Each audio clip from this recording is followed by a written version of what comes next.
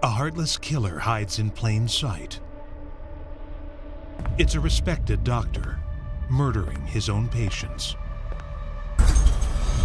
He was preying on some of the most vulnerable people in society. Dr. Harold Shipman's secret rampage lasts for decades. He'd been murdering people for years and getting away with it. And he's not the only one. There are doctors and nurses haunting hospitals, known as angels of death. Are motivated by the kind of godlike power that they feel, being responsible for life or death. What creates these cold-blooded monsters? What drives their warped psyche? He did things that went above and beyond what was necessary to kill a patient. There was an element of cruelty. Now, the actual voices and visions of serial killers. I wasn't born evil. But you committed evil. I committed evil. Plunge us deep inside their complex and twisted minds.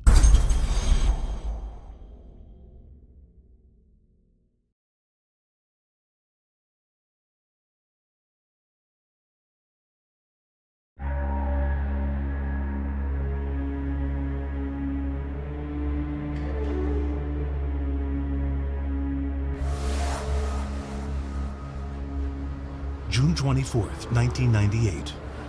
Dr. Harold Shipman arrives at the home of one of his patients, 81-year-old Kathleen Grundy.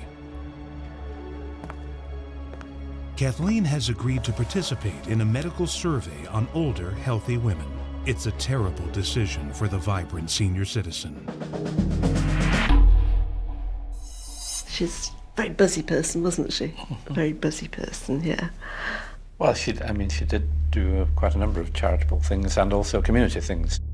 Inside, Dr. Shipman has Kathleen lie down and roll up her sleeve.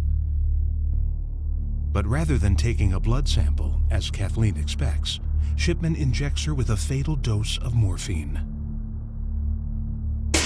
I was just at work as normal, and then I had a telephone call from the police saying that my mother had died. Stunned by their mother's sudden death, Kathleen's children contact Dr. Shipman for an explanation.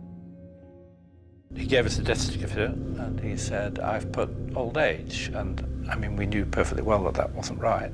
But then he sort of vaguely implied that that he'd seen her recently and so he knew the case, so it wasn't. And he was basically trying to say that he was going to avoid a post-mortem because that would be unpleasant for us. The doctor's calm demeanor and reassurance puts the Woodruffs at ease. But 3 weeks later, they receive another shock. The will, which some solicitors sent to me. The fact that it left all of the estate to Shipman, which, if you'd known Kathleen in a relationship to us, to the family, that would have been extraordinarily unlikely. Suspecting Dr. Shipman murdered their mother for profit, the Woodruffs contact the police. What they soon uncover proves unimaginable. The beloved doctor, a pillar of the community with over 3,000 patients, has been systematically murdering them for over 25 years. Had Angela not come forward, there is no doubt that he would have continued to murder people. There was nothing that was going to stop him. He'd been murdering people for years and getting away with it. Cases of doctors and nurses who kill have been documented throughout history. These horror stories highlight how people in trusted positions and access to vulnerable patients can abuse in the worst way possible. Oftentimes, these angels of death serial killers can go undetected for years. Angels of death are serial killers who actually are abusing a position of power that they may have, where they could be a caretaker or a doctor, somebody who is supposed to be helping people, and they actually use it to kill their victims. An angel of death is the name, a little bit too glorified in its essence, of nurses and physicians who kill one patient after another, usually by injecting One succinylcholine or some curare-like drug, and some of them have killed very large numbers of patients in that manner. There seem to be a number of motivations behind that kind of serial killing, which doesn't involve torture or any sexual component. It's just sort of repeat murders. But it seems that some of them are motivated by the kind of godlike power that they feel, being responsible for life or death. Some of them will tell you that it was almost like coming from an empathy where they were putting someone out of their misery, that kind of a thing. And others were drawn to the kind of the egocentric thrill of having everybody run to see that, they were there at the moment that somebody started to die. Dr. Harold Shipman is the most horrific example of an angel of death, becoming Britain's most prolific serial killer.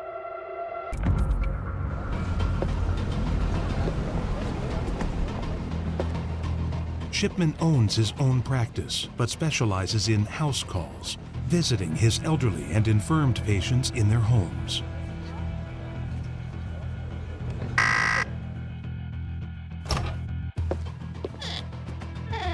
Everybody, without exception, had the highest of praise for Dr. Shipman. What a wonderful doctor he was. And people said he was very, very accessible. He had this reputation of looking after his patients from cradle to grave. He prided himself on personal care. He would look after patients at home where maybe we would send them to hospital. He sort of took pride in that, and he had a reputation of always being available for patients. He would go beyond the normal call of duty. He was the old-fashioned doctor who looked after them, did everything for them, and they had absolute confidence in. Officials estimate over 200 times the beloved doctor injects his victims with lethal doses of morphine, often while offering a calming pat on their hands as they slowly pass away.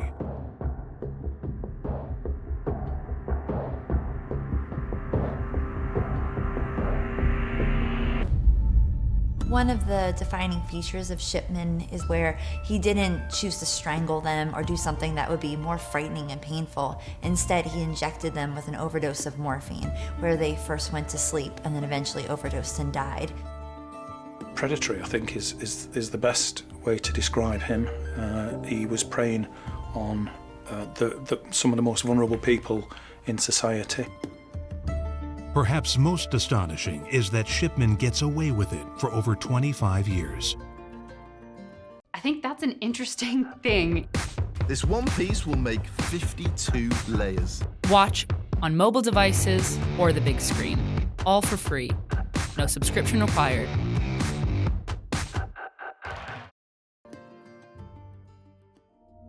As a boy, Harold was very close to his mother.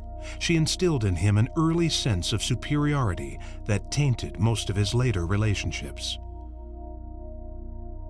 While in his teens, Shipman became interested in medicine while watching his mother receive daily morphine injections to ease the pain she suffered while dying of lung cancer.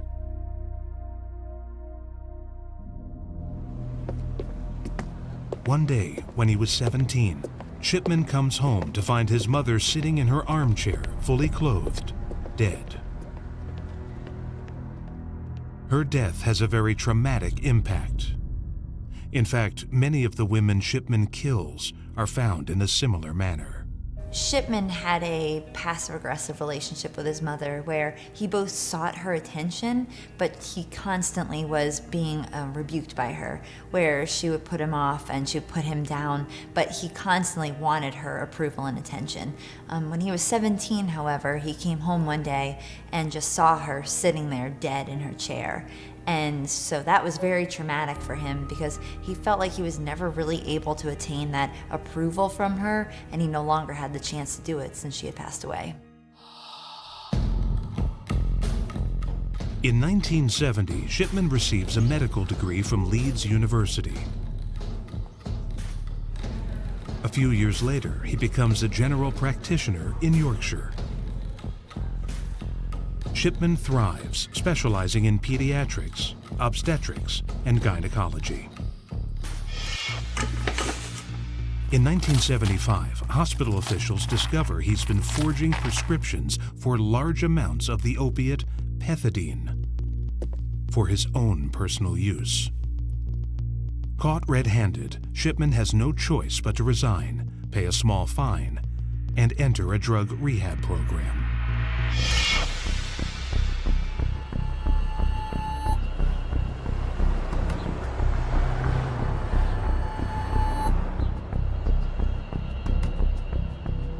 After his rehabilitation, Shipman finds work again, this time at the Donnybrook Medical Center in Hyde. Here, Shipman earns a reputation as a hard-working doctor who enjoys the trust of patients and colleagues alike, although one with a reputation for arrogance. Almost sort of very sort of condescending, you know, as if dismissing you as you're viewed as being worthless. Particularly when he was talking to pharmaceutical reps who would come in. He would take great pleasure in almost reducing them to tears.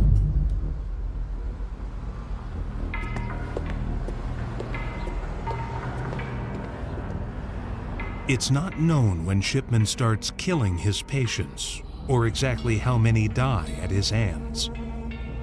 What is known is that while working at Donnybrook, Shipman kills regularly using the painkiller diamorphine.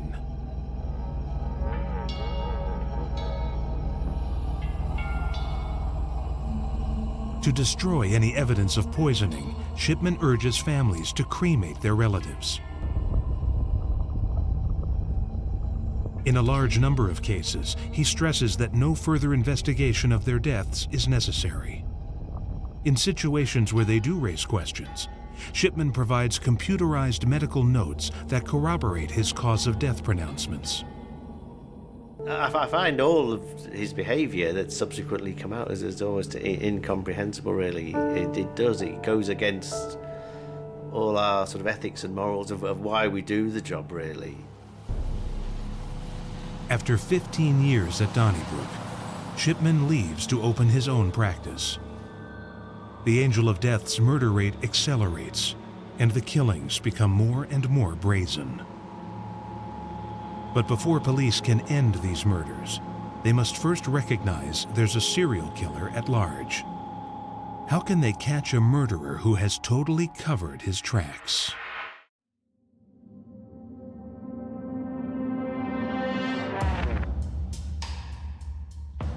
Doctors and nurses who kill, so-called angels of death, often abuse their position for their own ego and godlike narcissism.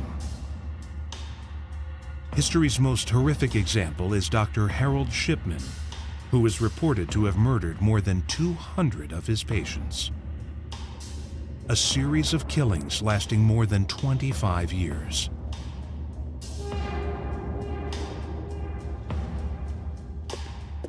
His crimes first came to light in 1998, following the sudden death of a healthy 81-year-old woman, Kathleen Grundy. Investigators find that Shipman's murders accelerate when he opens a private practice in 1993. This is a one-doctor office where he works alone and without any oversight.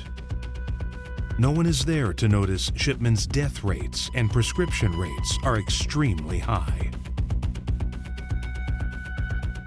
As is the case with other serial killers, the more Shipman kills and gets away with it, the more brazen he becomes, efficiently and ruthlessly murdering dozens, including in some cases, more than one person in a single family. Shipman would visit his victims, all females, most over 65, treating them as if he were an old friend. But then, after injecting them with morphine, Shipman often left them to die alone. He goes back to his office to backdate their medical records and falsify their death certificates, attributing the incident to natural causes. I think one of the difficulties with that earlier investigation was getting over the sort of credibility gap was something that I refer to it as being, which was that, is it true what we're saying, that there was a doctor murdering people? He selected people who were vulnerable in the community, and it tended to be people who were living alone. Another complicating issue in stopping Shipman is that he did not fit the typical serial killer profile. One investigator calls Shipman the dullest serial killer I have ever met. His benign appearance and affable demeanor, however, did belie his pervasive narcissism. Shipman's motives remain controversial.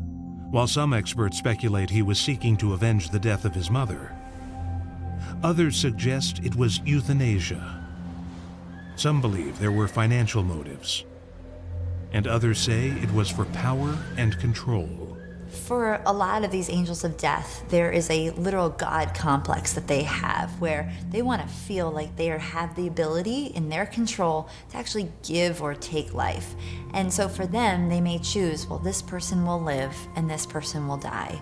And for them, that gives them this huge ego rush where they feel like they're the ultimate God, they're ultimately in control. There's also an element of the angel of death wanting to be perceived as a hero. There's a theme within angels of death where they may actually be killing somebody, but as soon as others get aware to the fact that this person is dying, they actually will change their behaviors entirely to appear as if they're resuscitating this person, trying to save them. And a way to think of this is the arsonist who's actually the firefighter, where they're the ones who set the fire and then come there to put it out. They want that glory. They want to be the hero. And so they're not only able to kill somebody and get the gratification that comes from that, they're also able to get the gratification of appearing to be the hero in the scenario. Shipman's killing spree finally comes to light thanks to the determination of Angela Woodruff, the daughter of Kathleen Grundy. Angela Woodruff is a lawyer and handles her mother's affairs. So it is with great surprise that she discovers a will exists, leaving the bulk of her mother's estate to Dr. Shipman. Detective Superintendent Bernard Postes comes to the same conclusion on examination of the evidence. Kathleen Grundy's body is exhumed, and a post-mortem reveals that she has died of a morphine overdose administered within 3 hours of her death, precisely within the time frame of Shipman's visit. On the same day as the exhumation, the police raid Shipman's home and office. The search yields hundreds of medical records, an odd collection of women's jewelry, and an old manual typewriter, which was later proved to have been used to forge Kathleen Grundy's will. He suggested that the typewriter was something that had been borrowed on a number of occasions by Kathleen Grundy. What he couldn't explain was when it was that she'd actually returned it, if that was true. A review of Shipman's medical records makes it clear that this investigation extends beyond a single death. This was the tip of the iceberg, was how I was viewing it at that stage. Shipman would alter his medical notes directly after killing the patient to ensure that his account matches the historical records. What Shipman had failed to grasp was that each alteration of the records would be time-stamped by the computer, enabling police to ascertain exactly which records had been altered. He wasn't as clever as he thought he was in being able to explain his way out of this. On September 7th, 1998, the police arrest the 52-year-old Shipman for the murder of Kathleen Grundy. The news sends shockwaves across the community. As word spreads, suspicion mounts that there may have been other victims. Investigators decide they must dig up more graves.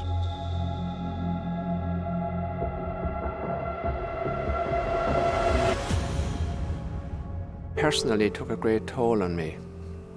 I would describe it as being the worst time in my life. Off the top of my head, I attended about 7 or 8. After a while, I got more used to going to the cemetery at 3 o'clock, 4 o'clock in the morning. To be in the cemetery at 4 o'clock on a cold winter dark morning, it got right through your bones. It was very, very unpleasant because as the remains were exhumed, you became very aware of the smell. The exhumations and subsequent tests prove Shipman has been murdering a number of his patients. Shipman maintains his innocence, claiming he's been acting compassionately. But it is clear from the medical records and toxicology reports that none of his victims were suffering from a terminal illness.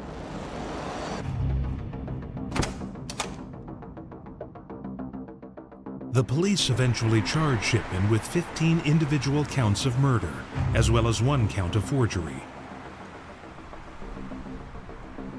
On January 31st, 2000, a jury finds Shipman guilty on all charges.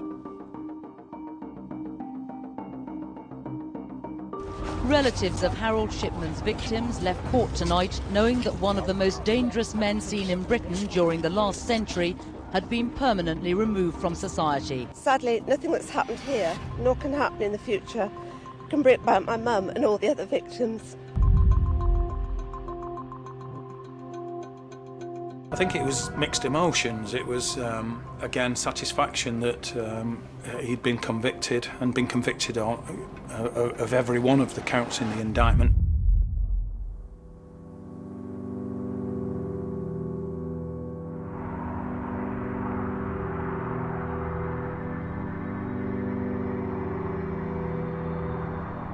Four years later, on January 13th, 2004, Shipman performs his last planned death.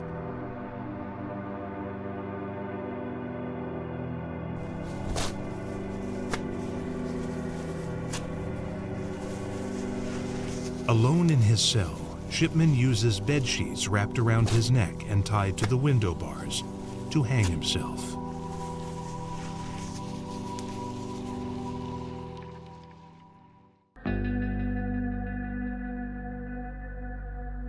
Officially, Harold Shipman is convicted of killing 15, but ultimately he is believed to have murdered between 200 and 300 patients. One of the problems faced by investigators is that several victims had been cremated, making death certification impossible. Whatever the exact number, the sheer scale of his murderous activities means that Shipman is catapulted from a single patient killer to the most prolific known serial killer in the world. He had this overwhelming sense of narcissism that he not only thought of himself as being so grandiose and so high above others, but he actually had this godlike concept where he felt like he could choose who he was going to kill, when, and why. And that's something that you see only with very extreme narcissists. One reason Harold Shipman is able to evade authorities for so long was that his murders are scattered among his patients' homes. But incredibly, there is another angel of death who confines his murders to a spot people think of as the safest possible place: the hospital.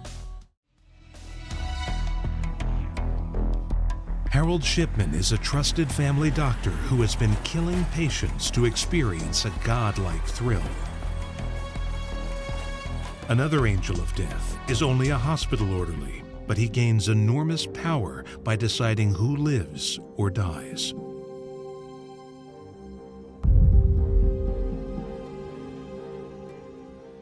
"88-year-old stroke victim Logan Evans lays helpless in bed, unable to control his bodily functions. When the orderly, Donald Harvey, arrives for his nightly cleanup, Evans smears feces onto Harvey's face. Suddenly, the 18-year-old orderly snaps, grabs a pillow, and smothers Evans to death. It is only after his victim is dead that Donald Harvey realizes what he has done. But rather than becoming scared, this act of anger empowers Harvey. Suddenly, after always being told what to do, he called the shots. he decided who would live and who would die. While working at Marymount Hospital, Donald Harvey, still just a teenager, murders 14 more patients. He later moves to other hospitals, and this despicable angel of death claims over 70 more victims. What could cause such a cold-blooded serial killer to emerge? Once again, an abusive childhood seems to come into play. In childhood, Donald Harvey was pretty neglected by his parents. They were constantly fighting, and even though he was the eldest, he was more caring for his siblings than receiving the attention that a child should. Additionally, he was being abused sexually by his uncle and a neighbor, and so all of that was very traumatic for him growing up. Harvey's killing begins in 1970, but he isn't apprehended until 1987. After his arrest, he lays partial blame on this childhood trauma. The amount of trauma and abuse that Donald Harvey felt during childhood, even though it was severe, it became normalized to him, where he thought this must be what other people go through, or because he had no other experience, he just thought this is the way it is, and he knew nothing different. Donald Harvey did things sometimes that went above and beyond what was necessary to kill a patient, so that there was an element of cruelty. So for example, while he killed the vast majority of his charges through poison, there was also incidents of him snaking a coat hanger into the catheter of patients to puncture the organs, to puncture them internally, so that peritonitis would set in and the individual would die slowly from that. In 1971, when Harvey leaves Marymount to join the military, his killing spree stops. It picks up again when Harvey joins the nursing staff at the VA hospital in Cincinnati, Ohio. During his 2-year stint there, Harvey is believed to have murdered another 17 patients. And it was here that Harvey perfects the art of using cyanide and arsenic in small, lethal, undetectable doses so his killings can go unnoticed. And, for the most part, they did.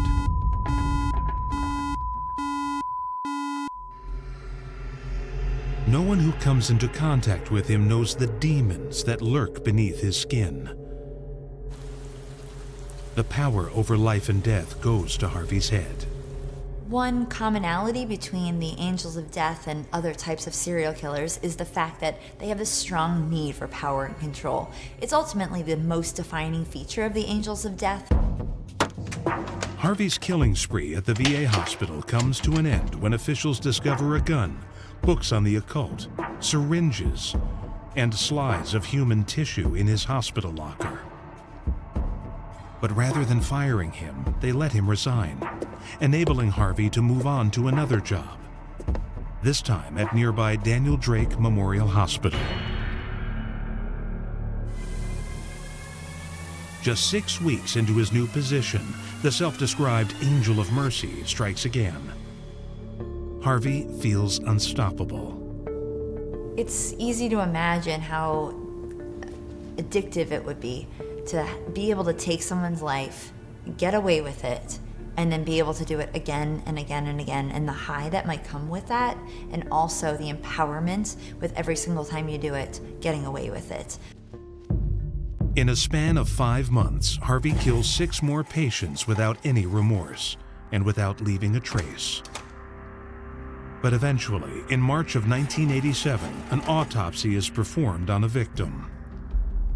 As the coroner cuts open the body, he smells the telltale scent of bitter almonds wafting up from the dead man's organs. He immediately identifies the smell as cyanide. Suddenly, everyone working at the hospital becomes a suspect in a murder investigation. Rumors surface about how his co-workers nicknamed Donald Harvey the Angel of Death. Not because they suspect any crimes, but because he is so often present when a patient passed away. Investigators decide to search Harvey's home and discover 30 pounds of cyanide. They also find, as did his former employers at the VA hospital, books on the occult and a list of victims yet to be killed by Harvey. On April 6, 1987, the police arrest Harvey, charging him with 1 count of aggravated murder.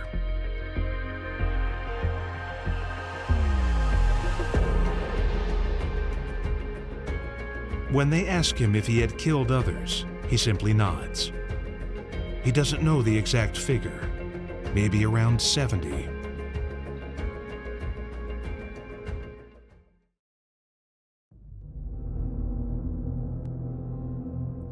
Harvey consents to a chilling prison interview. In the session, he details the years of sexual molestation. My uncle had started messing around with me when I was 4 years old. And he was 13 and I was almost 4. And what he would do with me would be in a sexual sense, and I thought all the other little boys would do the same thing. And since I act like my mother, act like a little girl, so he started messing around with me. How long does this go on for, this sexual molestation of you? Well, my uncle and I went on to, I was almost 21, and the neighbor man till I was 15 or 16. I don't like to think of myself as evil, no. But people think you're crazy, you're mad. Some do, some don't. You're not mad. No. You chose to do what you did. I chose to do what I did, and I can't blame. I can't blame my mother. I can't blame my uncle. Why can't you blame him? He contributed, but he didn't tell me to keep going on and on and on doing what I was doing. How many people have you killed in total? Just a total of 87. Harvey is asked whether he thinks people are born evil or do they become evil. I think everyone, unless they're born with some mental problem, I don't think anyone's born evil. I think it's man-made. You weren't born evil. No, I wasn't born evil. But you committed evil. I committed evil.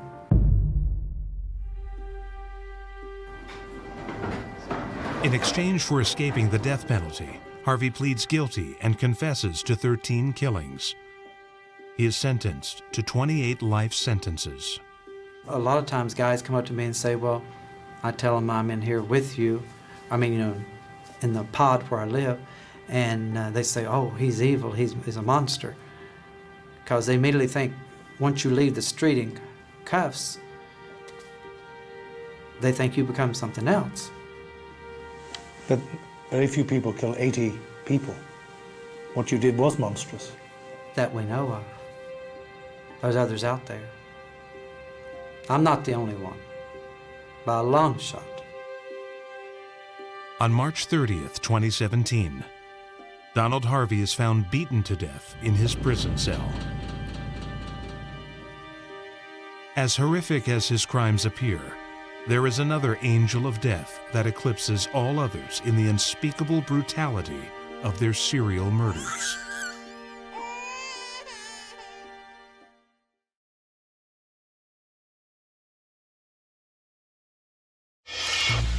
One of the most insidious breeds of serial killers are the monsters known as angels of death. Doctors, nurses, and caregivers who murder their patients. Britain's Dr. Harold Shipman may be the most prolific serial killer of all time, murdering over 250 patients. While Donald Harvey, a hospital orderly, admits to 87 deaths. There have been numerous cases around the world of nurses, so-called angels of mercy, turning into angels of death. Perhaps the most heartless of all these serial killers is maternity nurse Maria Fakachkova. She is believed to have murdered at least 10 newborn babies, beginning in 1957. Her killing spree ends abruptly 3 years later.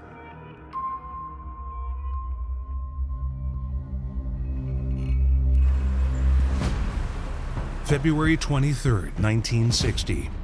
2 newborn infants are found dead in the Psyche hospital in the Czech Republic. Both are girls. One is 5 weeks old. The other is just 20 hours old. The babies are victims of extreme violence. Both have cracked skulls.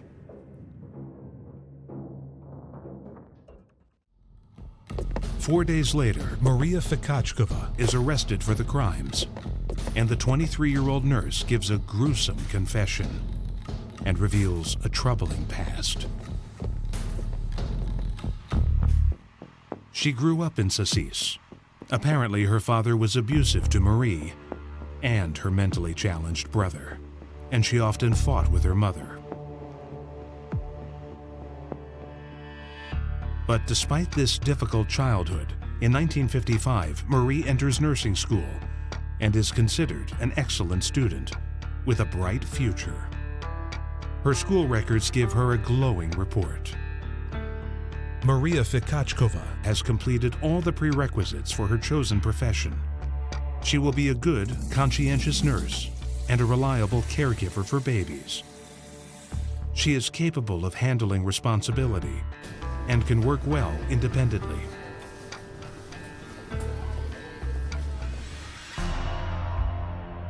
After graduation, Marie is hired at Psyche Hospital. By all accounts, she appears to be an excellent maternity ward nurse.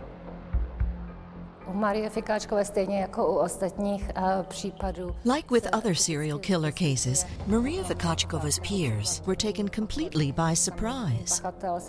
Marie seemed to be a very professional, competent, and punctual person. This was very apparent, and at work she was very well evaluated. This isn't really surprising, as even serial killers have these little so-called islands of normality.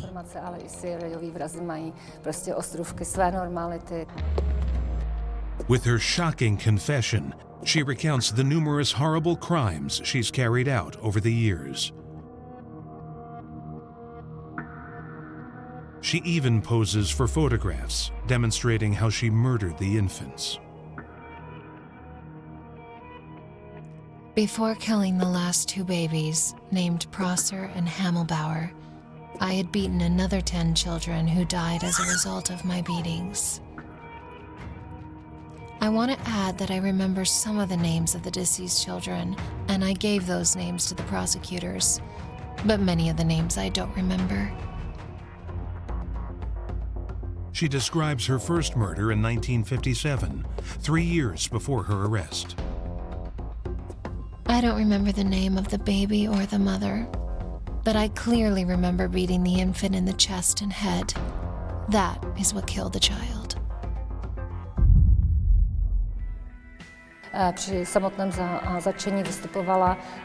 During her arrest, she acted very calm and natural. Her entire behavior can be summarized as resigned, and she lacked any empathy whatsoever. That means she described her crimes in the hospital with absolutely no emotion. She also mentioned that the first attack on the baby was committed without any suspicion by the others on the medical team.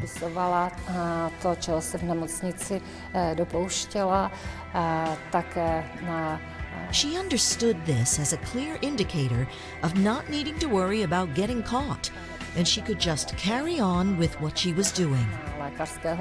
Takže to vnímala jako na moment, že se nemusí vůbec ničeho bát a že tedy mohla pokračovat. Even crimes as heinous as murdering newborn babies are escaping detection. How can this cunning angel of death be stopped?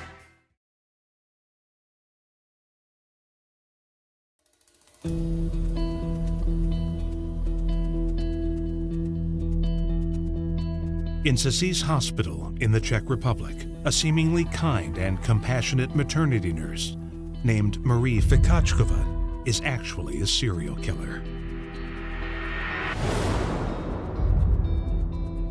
She has murdered at least 10 newborn babies entrusted to her care.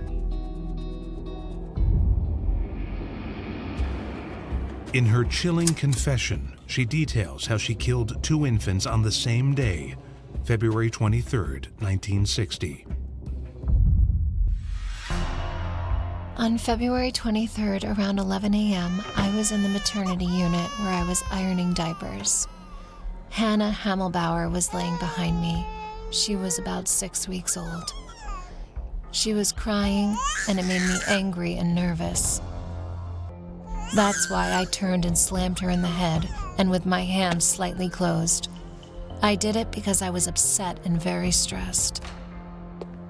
They didn't know there was a problem with the baby until the next day when she wouldn't drink. The day after that, she died. Marie continues, detailing her murder of the Prosser baby.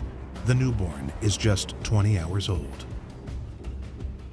When I was pressing the head of the Prosser baby, I felt my fingers pushing into her skull. I felt the scrunch of the head, but I wasn't sure I was breaking the bones.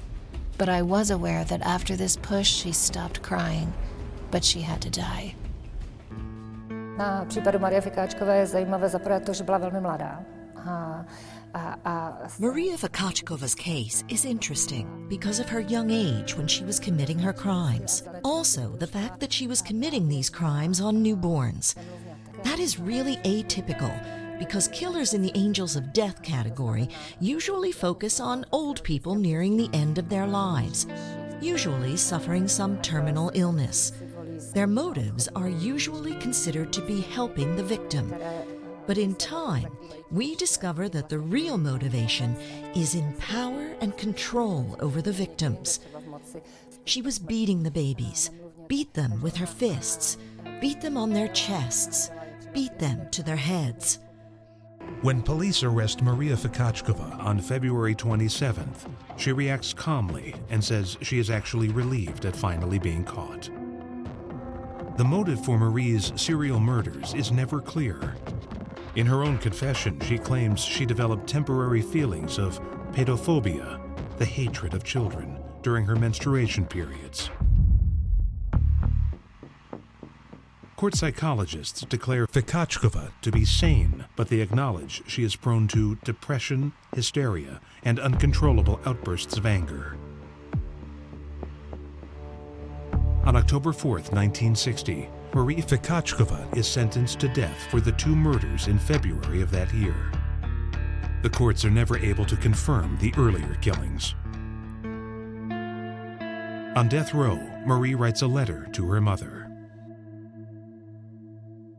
Dear Mother, as you know, I am sentenced to death. It's very tragic, and I can't even think about it, that I will never be able to meet with you again. Because I still believe that there is some justice that will save me, but if not, I have to accept my fate. On April 13th, 1961, Maria Fikáčková is hanged at Bangrad's prison in Prague. For years, there is outrage over why the hospital staff took so long to recognize the horrible crimes she was committing. But it is difficult to even conceive that these individuals we trust with our very lives could ever be so heartless. Caregivers, nurses, and doctors who kill attack the fundamental fabric of society. A stay in a hospital is difficult for anyone, a time when we are at our most vulnerable. Adding to that, a fear those charged with saving lives might kill is something no human being should ever have to endure.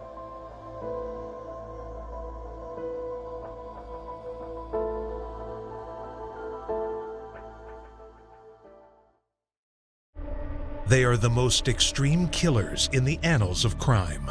He made soup bowls from the skulls, shade pulls from human lips.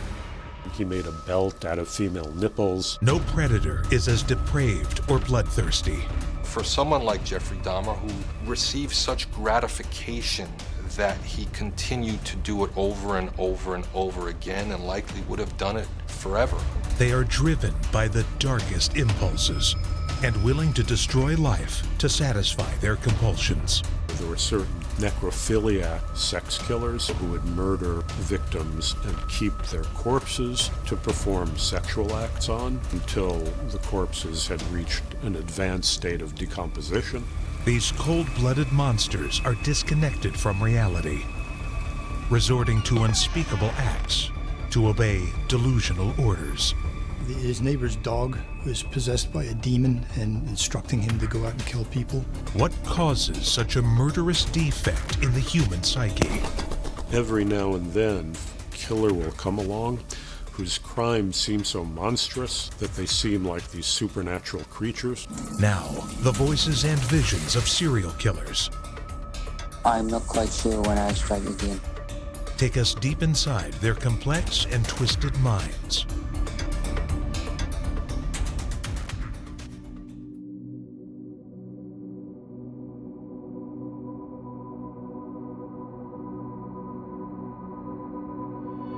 Police in Milwaukee, Wisconsin are examining some macabre evidence of mass murder.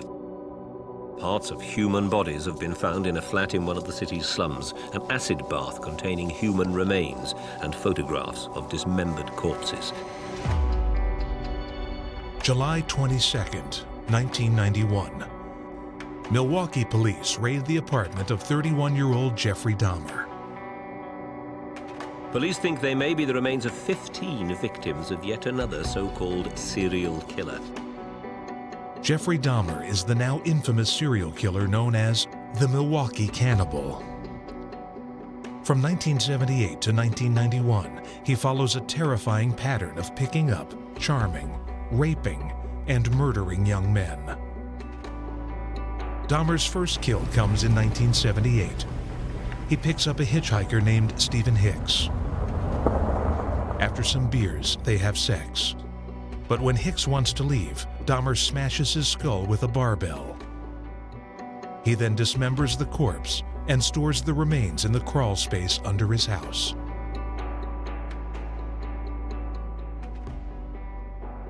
Killing is not enough for Dahmer. His crimes extend to necrophilia, dismemberment, and even cannibalism. He keeps skulls and body parts as trophies in his house.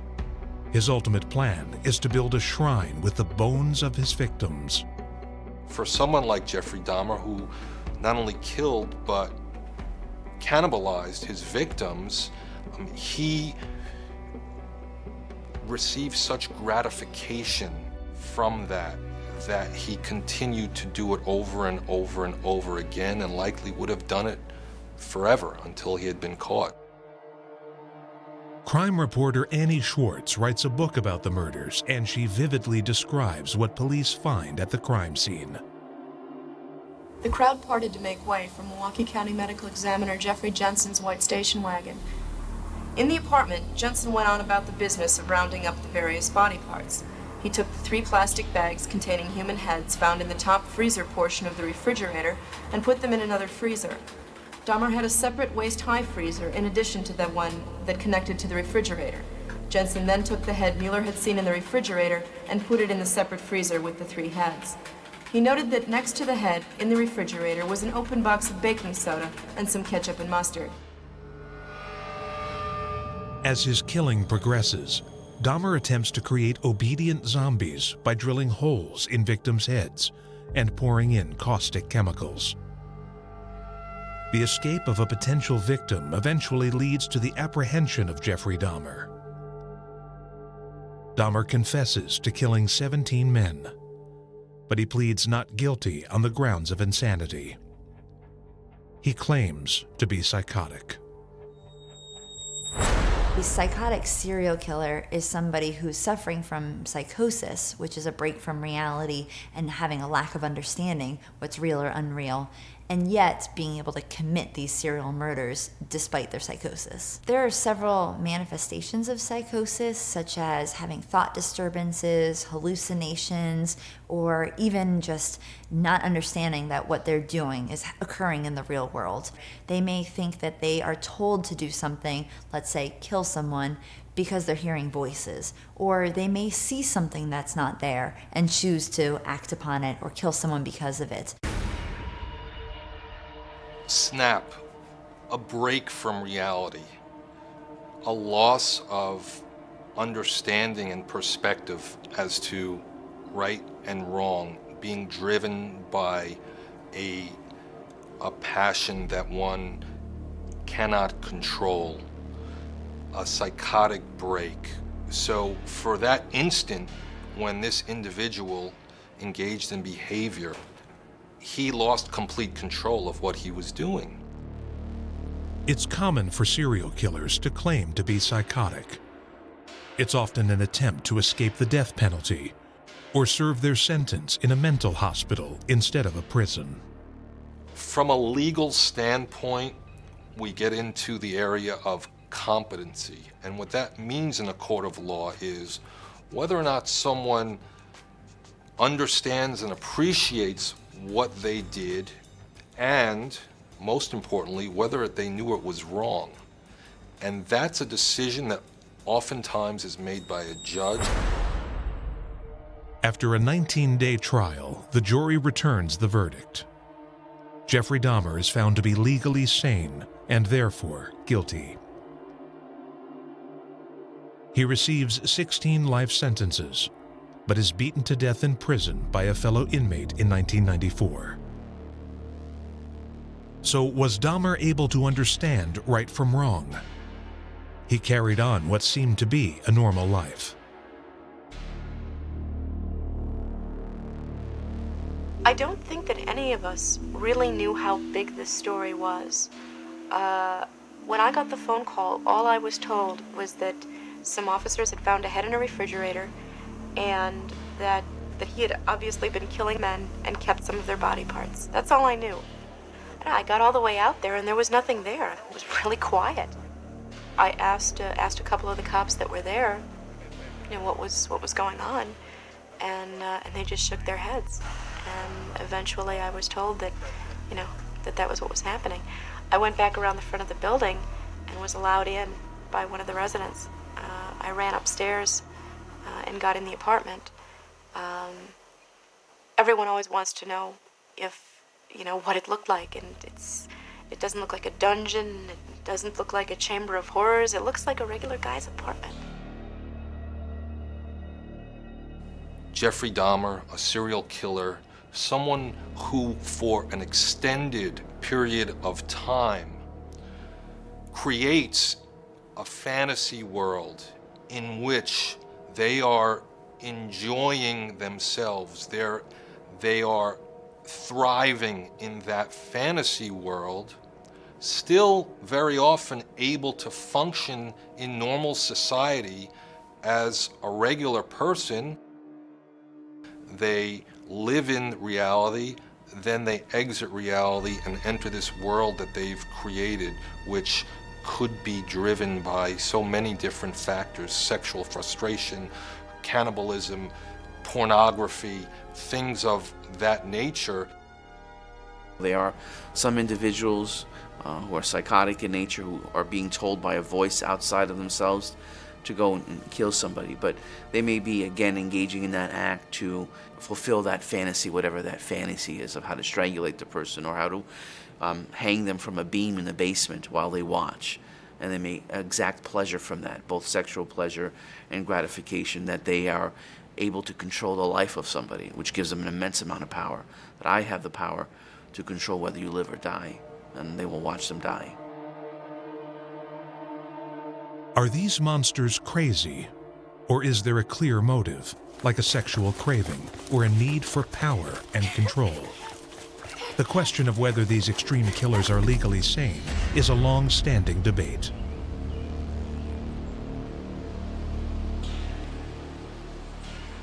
I think that what you'll often see is there's basically at least in New York, a litmus test for people as far as the psychology of a murderer.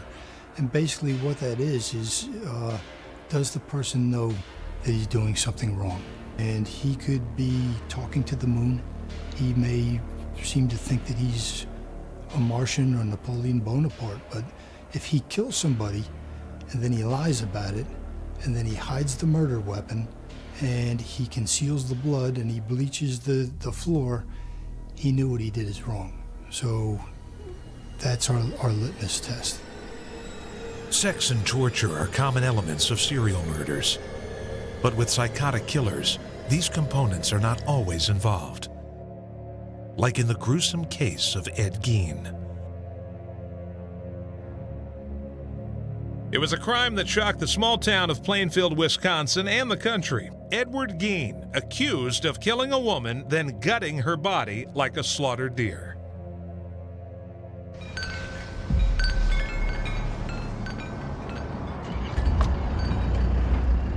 Ed Gein executes his victims swiftly, without torture or sexual contact.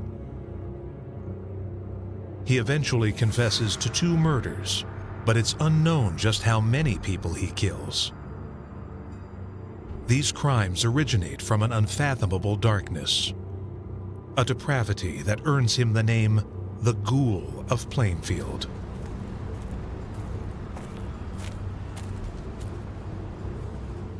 There are all kinds of horrific crimes that take place, but there are just a few killers that come along periodically whose crimes seem so monstrous that they seem like these supernatural creatures.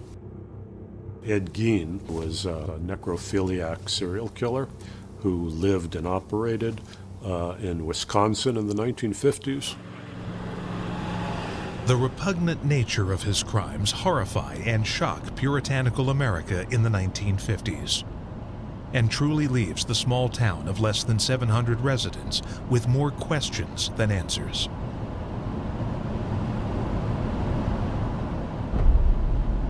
Gein would read the newspapers, the obituary section, and whenever some middle-aged or elderly woman had died and got buried, he would make these midnight raids on the cemetery. He would dig up the bodies of these women, bring the corpses back to his farmhouse, dissect them, make different kinds of household objects out of the body parts. He made soup bowls from the skulls.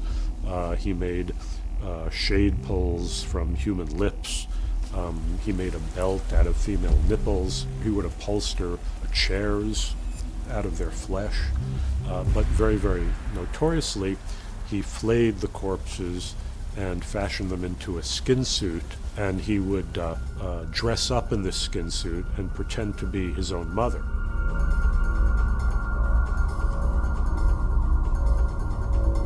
A recurring theme in the psychology of serial killers is a deeply dysfunctional childhood. Ed Gein's father was an alcoholic and often absent, so Gein was isolated with his domineering and devoutly religious mother. She preached to her boys about the innate immorality of the world and her belief that all women were naturally promiscuous.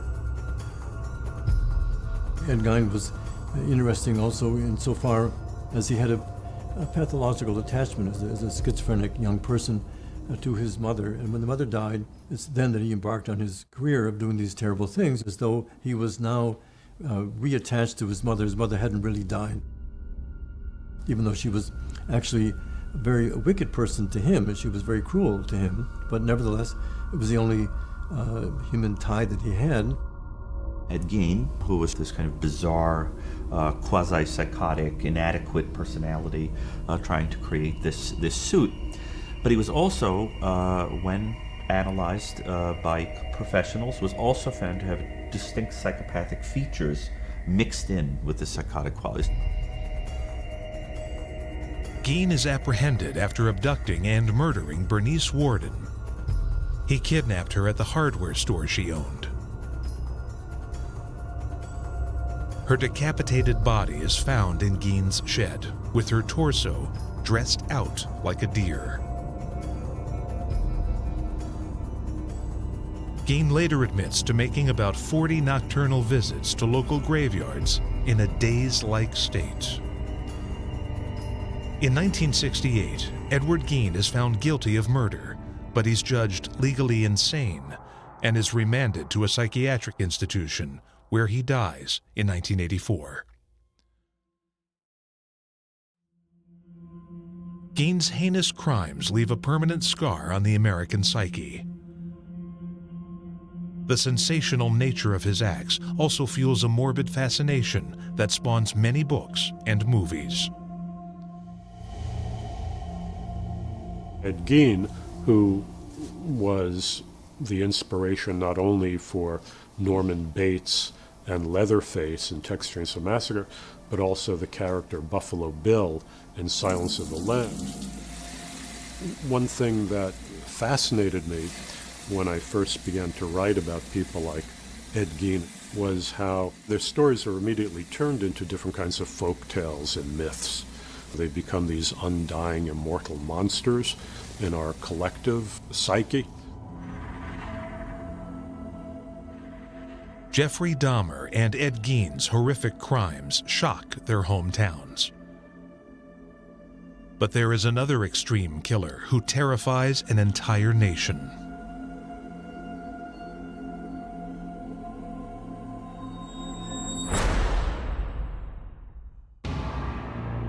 Psychotic killers have gone down as some of the most infamous and depraved murderers in the history of crime.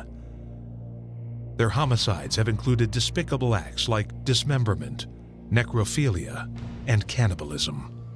But contrary to popular myth, serial killers genuinely influenced by psychotic visions are extremely rare. I think one of the most important myths for us to explode is the idea that people who commit serial murder must all be quote-unquote crazy or evil, from dusk till dawn, all day long committing evil acts. The reality is that very few of these individuals are actually going to meet criteria for serious mental illness, such as psychosis or mania. Only a very small percentage of serial killers, less than 1%, are judged to be legally insane. Despite the rarity of psychotic serial killers, there have been notable cases. Serial killer Herbert Mullen was ruled insane when he murdered 10 people in the 1970s. Mullen hears voices emanating from his victims, convincing him the crimes are necessary to prevent catastrophic earthquakes in California. Richard Chase, known as the Vampire of Sacramento, is also a bona fide psychotic. He believes Nazis with ties to UFOs are attempting to turn his blood into powder. The antidote is drinking more blood. Chase often swallows an elixir of Coca-Cola and animal entrails and injects rabbit's blood into his own veins.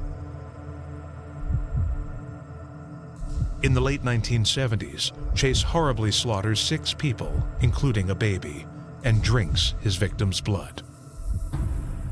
Psychosis is certainly a serious mental disturbance. It's a genuine mental illness. This is the kind of mental illness where you might hear voices in your head, or there are delusional elements to what's going on, and you might believe that you have to do things. I mean, there's psychosis that might bring with it a certain degree of paranoia.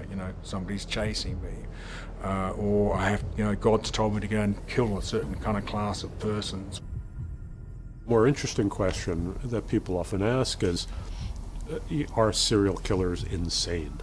It's important to recognize that sanity and insanity are not clinical terms, they're legal terms. So it's very, very difficult to prove that a serial killer, even though the acts he commits seem totally mad, is insane. Because the legal definition of sanity is you can tell the difference between right and wrong.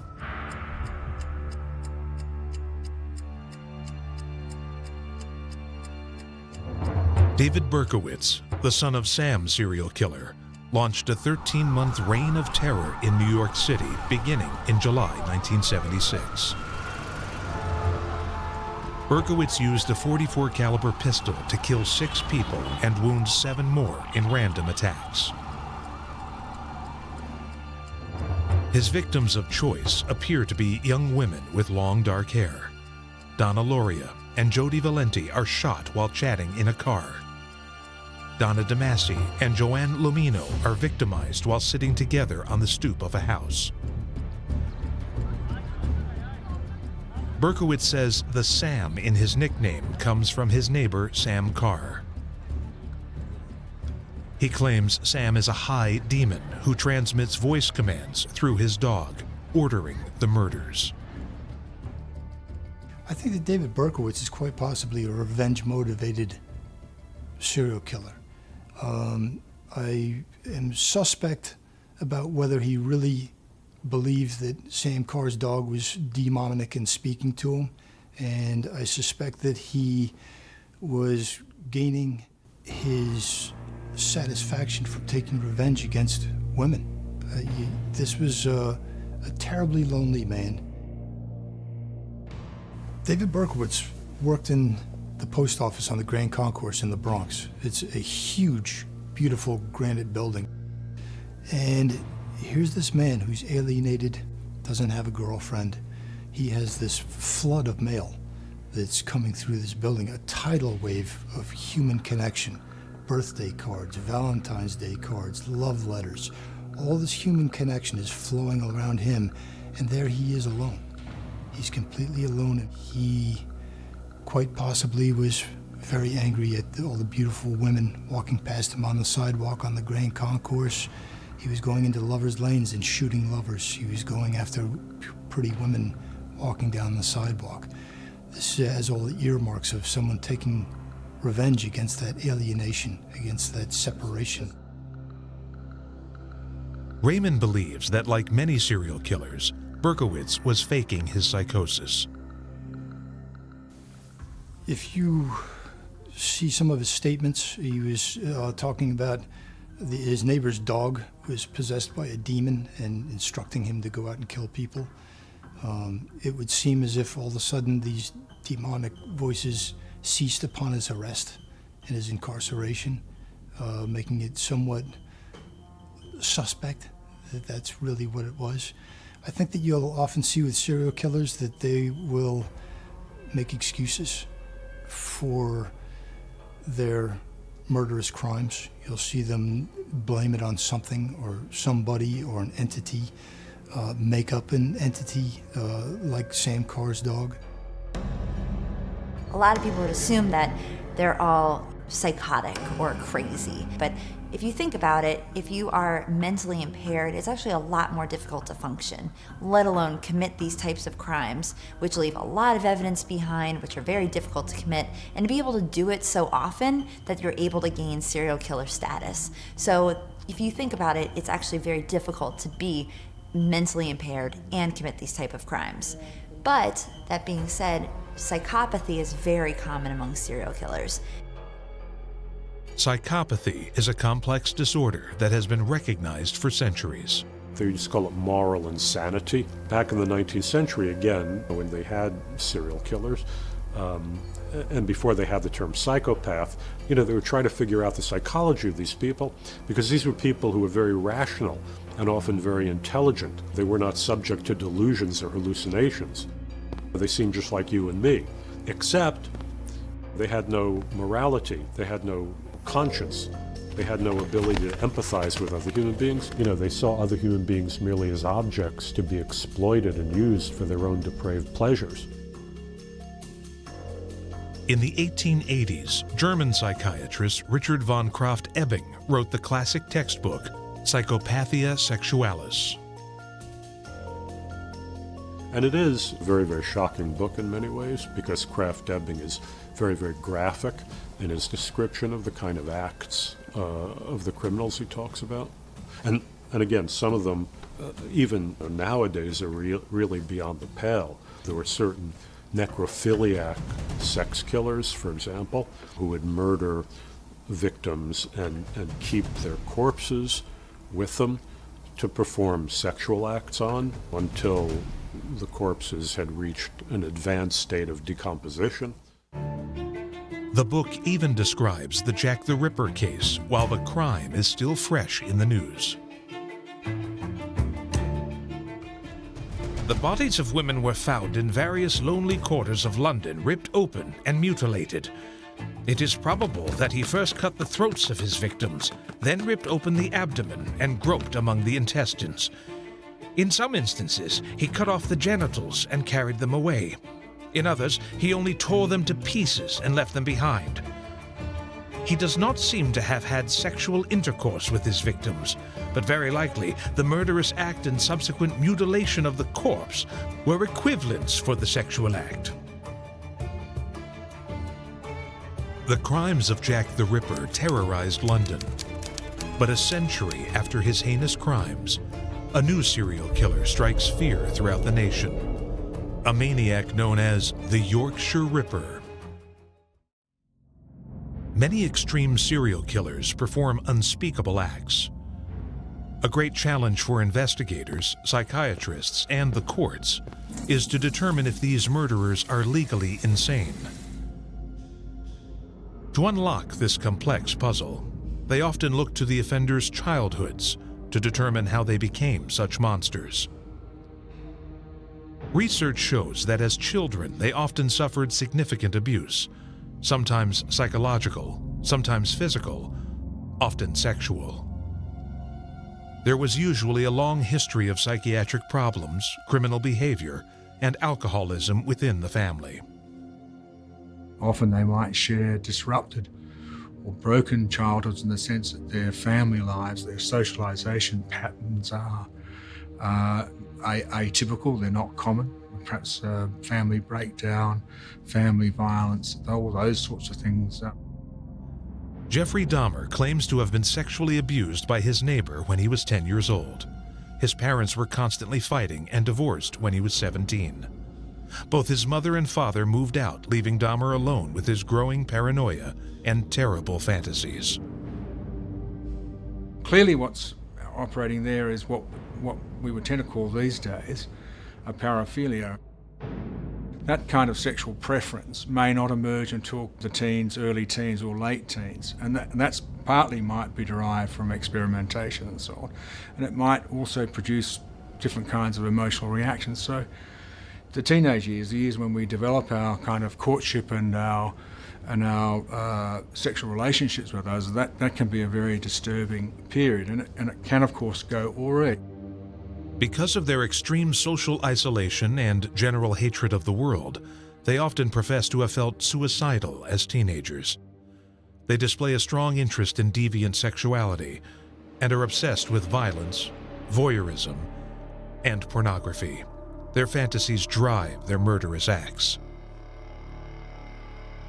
What's interesting is, as you sort of carefully examine the lives of a lot of these serial sexual offenders, is that each crime seems to almost represent an attempt to live out the fantasy in a more and more perfect way. If they prowl until they find an individual that perfectly, fits the character. It's almost like working for central casting or something. We have to find someone who's just right appearance-wise. Sometimes they'll even alter the appearance of the individual with a wig or makeup or worse to make the individual look like the character they have in mind. But it's important to understand them imagining themselves almost like a director of a scene, where they're calling all the shots for once.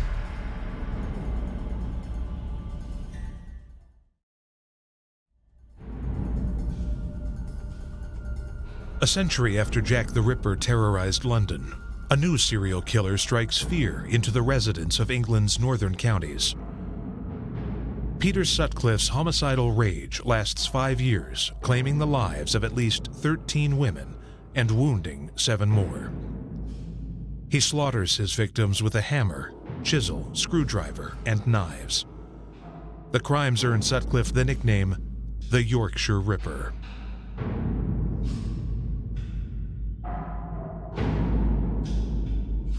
Peter Sutcliffe was born in the northeast part of England in the York, Leeds area.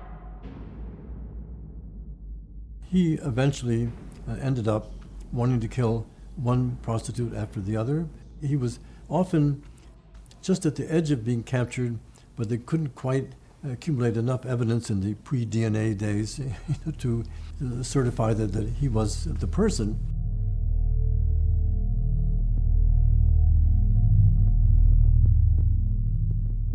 When Peter Sutcliffe is 20 years old, he works as a gravedigger in a cemetery.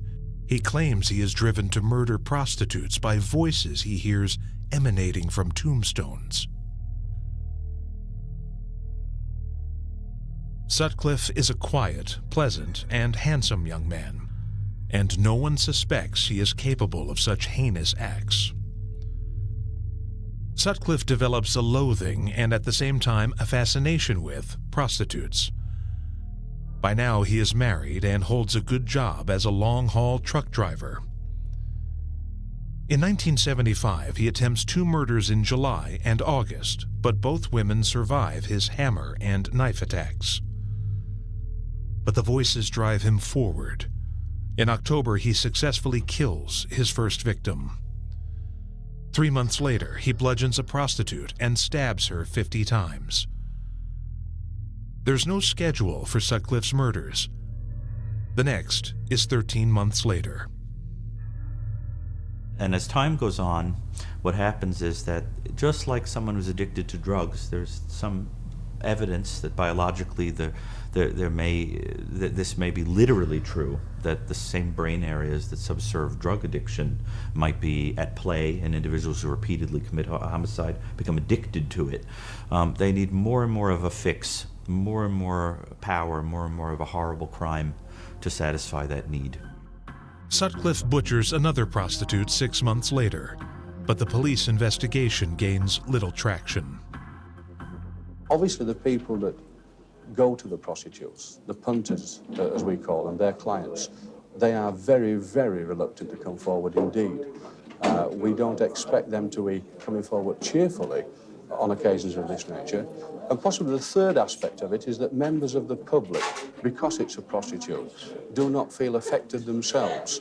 Had it been the murder of a young baby or a young girl, then I think we would have had far more people trying to volunteer information than we have because it's a murder of prostitutes. But then his murders take a frightening turn. His next victim is not a prostitute. It's a 16-year-old schoolgirl. Now terror grips the North Counties. No woman is safe. Police go house to house, desperate for clues. Hello, love. Hello. We're doing house-to-house inquiries regarding this murder that happened on Saturday night. Do you mind answering a few questions, please? Go ahead. Have you seen these photographs in paper? Yeah. That's the young girl there. Oh, those are the clothes that she was wearing on Saturday night. Do you remember, were you out on Saturday, saw anyone like that? No. The Yorkshire Ripper continues on his murderous rage. West Yorkshire Chief Police Investigator George Oldfield is asked if he thinks the Ripper will strike again. I think there's every possibility that he will. The big question is when and where. My fear every Sunday morning when the telephone rings is, are we in business again? Citizens are in a panic. There are no concrete leads. Finally, in December 1977, the police get a lead that points to Peter Sutcliffe. But the Yorkshire Ripper slips through their grasp. Extreme serial killer Peter Sutcliffe is butchering young women at an alarming pace across England's North Counties. At first, it's only prostitutes, but now all women are in the crosshairs of this maniac murderer. Police search frantically, but they find no concrete clues. Until a brand new 5-pound note is found on one victim. It's traced to the salary payment made to Peter Sutcliffe. Sutcliffe's wife can't believe Peter is the killer, and she supplies an alibi. Within days of his police interview, there is another attack. But the victim survives, and a police sketch artist creates a very close likeness to Sutcliffe. The frenzy to catch the Ripper intensifies. Sutcliffe continues his trucking runs where he would sleep in the cab. Pinned up in one of his windows is a chilling note.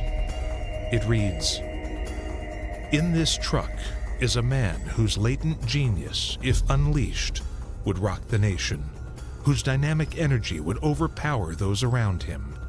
Better let him sleep." During the first 5 months of 1978, there are 3 more victims. The public pressure to capture the killer is intense. George Oldfield and his team are desperate for leads. Then, in the spring, there are astounding developments. Taunting letters from the Ripper that seem to be authentic. And 3 months later, a tape recording from the killer. I see you are still having no luck catching me. I have the greatest respect for you, George, but Lord, you are no nearer catching me now than 4 years ago when I started. I reckon your boys are letting you down, George. They can't be much good, can they? I should be in the bigger records.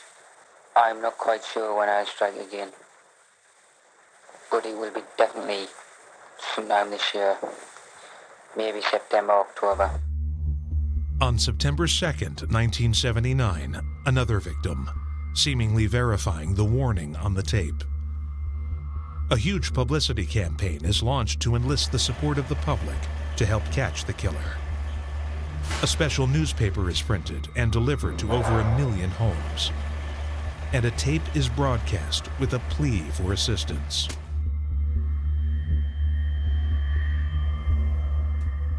Over the past 4 years, 12 women have been horribly murdered and mutilated by a sick, sadistic maniac, the Yorkshire Ripper. How can we stop this madman from killing again? Here's one way. Listen. I'm not quite sure when I'll strike again. But it will be definitely sometime this year.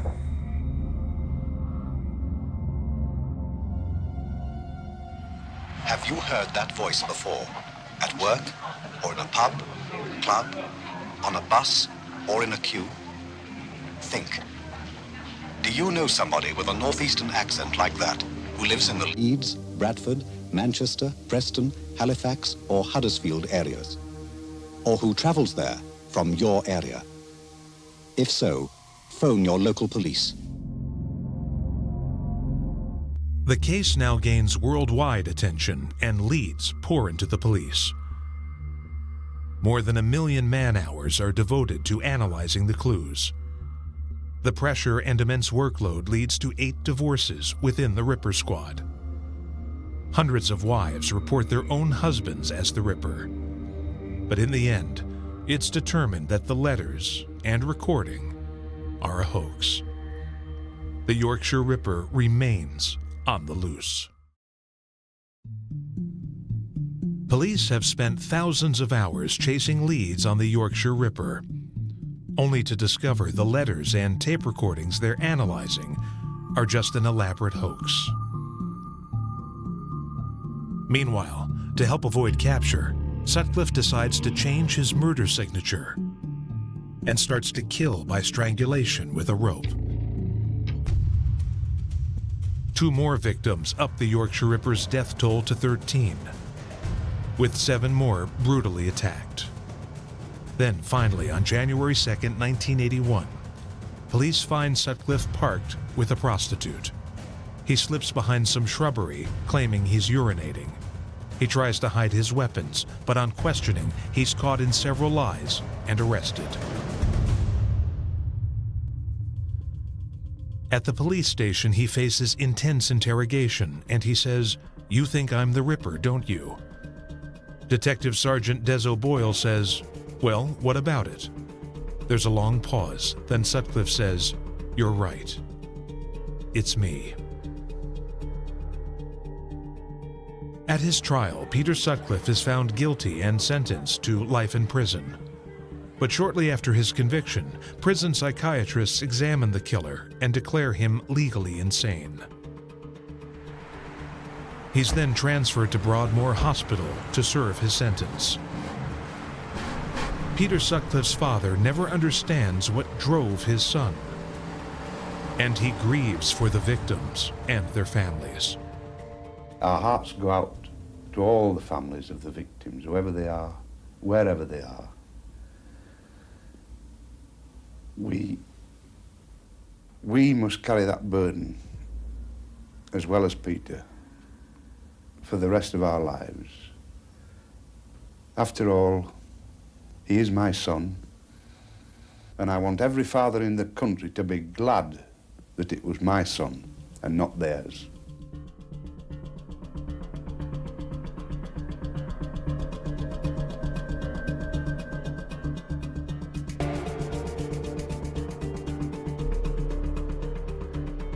As a homicide detective, Malcolm Raymond specialized in sexual predator and serial killer cases. All too often, he was confronted with the gruesome results of extreme serial killers' madness. Every crime scene speaks to you, so you have to examine a crime scene in great detail and look at the little details. The horror of the situation is something that you have to move past in order to get your job done.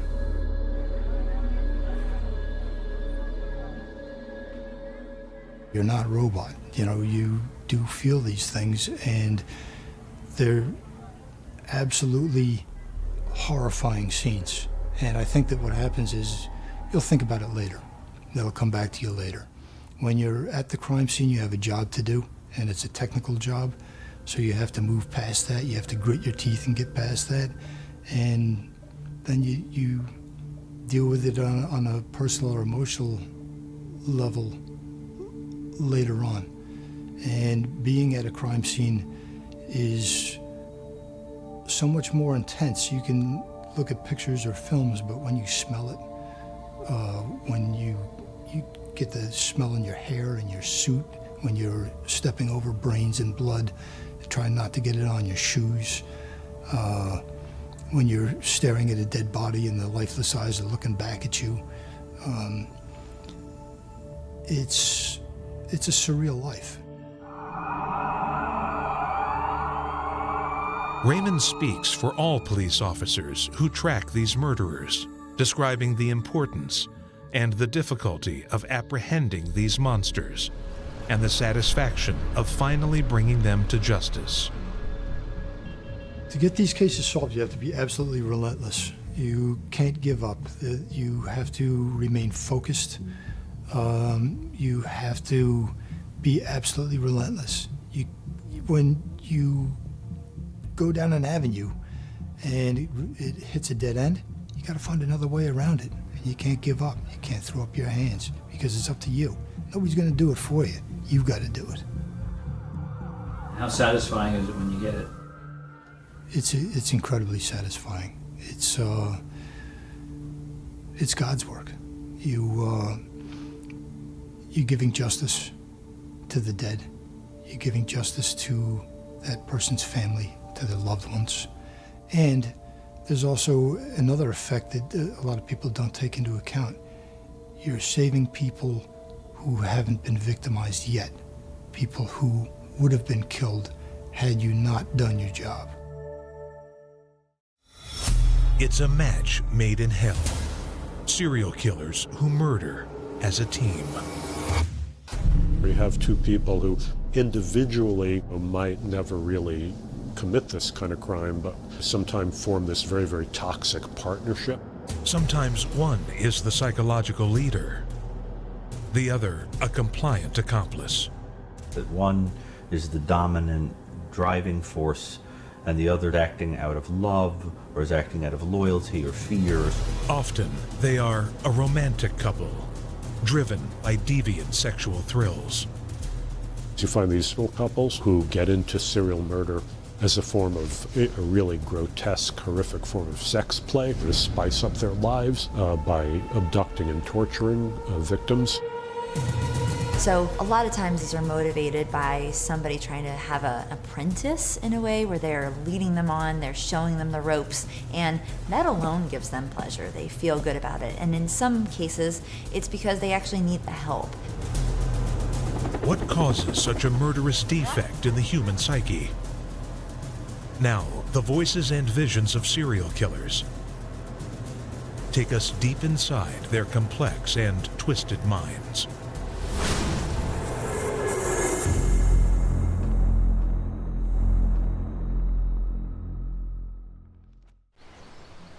These are the legendary English moors, the vast open grasslands of the United Kingdom.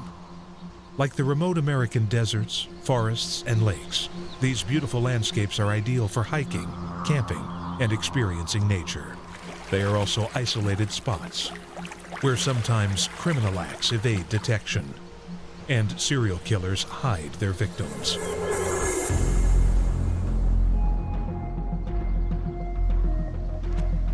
Forensic investigators and volunteers are searching the area known as Saddleworth Moor, near Manchester. They are hunting for the body of Keith Bennett. Keith was the third victim of the serial killer team known as the Moors Murderers, Ian Brady and Myra Hindley. From 1963 to 1965, Brady and Hindley kidnapped, sexually assaulted, and murdered 5 children, ranging in age from 10 to 17. Keith Bennett was just 12 years old when he was killed. Keith's family had been looking for Keith's remains for nearly 40 years with the help of many volunteers. There's no way I'm going to give up. No ways. I will not rest. I will not stop until Keith's home or until I physically cannot do it. The search is frustrating. Essentially, it's like finding a very tiny needle in a gigantic haystack. Surprisingly, from prison, Myra Hindley has sent them directions for where to search for the body. She's provided a sketchy map to help them find Keith. Myra claims she stood lookout on a ridge while Brady took Keith deep into a gully to brutalize and murder the youngster. Nevertheless, the search is leading nowhere. The moor itself is a difficult place.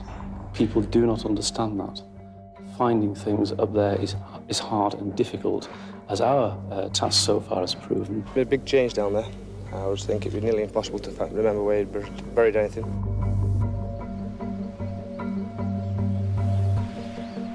Hindley has agreed to assist in the search, hoping this will enhance her case to be released from prison early. In 1966, she and Brady were convicted of murder and given life sentences. Over 20% of serial killers operate with an accomplice. Myra Hindley and Ian Brady are classic examples of this breed of deadly duo. Often you will find these pairs who seem to be examples of what criminologists sometimes call a folie à deux. Folie à deux is a French term meaning a madness shared by 2 people, but now it's more generally applied to a kind of crime where you have 2 people who individually might never really commit this kind of crime, but sometimes form this very, very toxic partnership.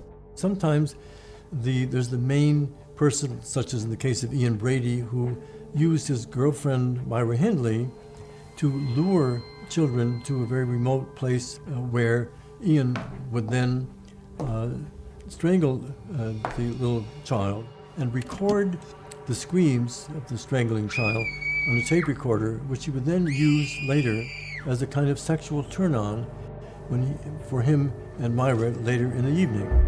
The Moors murderers first met when Myra Hindley went for a job interview at a small chemical company in Manchester called Millwoods Merchandise. Ian Brady was working there as a shipping clerk. She was immediately attracted to the tall, handsome, but strange young man. According to reports, Brady was interested in pornography as a schoolboy. He was also very cruel, torturing kittens to see how long they took to die, and his psyche remained the same long after his capture. And Ian Brady was simply sadistic and a very awful person. He didn't show remorse at all.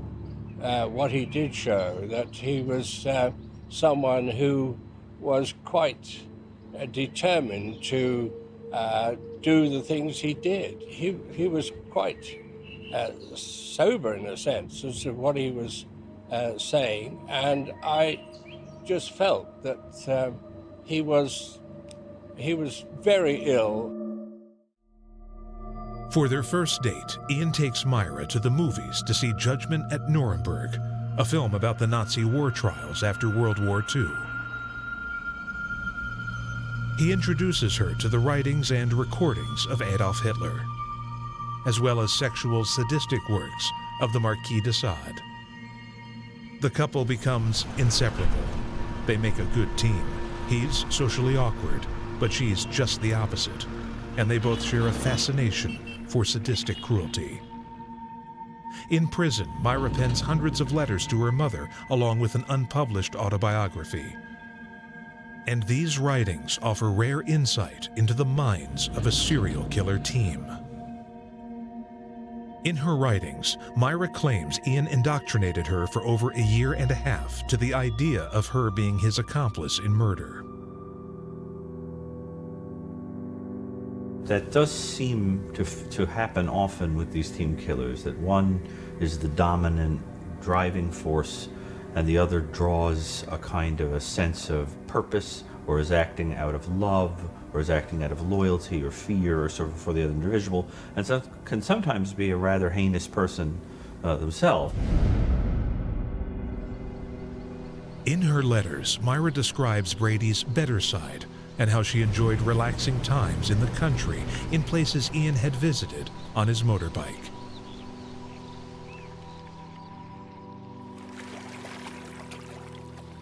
These were days of tranquility for her, and she treasured the time they spent together, always hoping for a normal domestic life.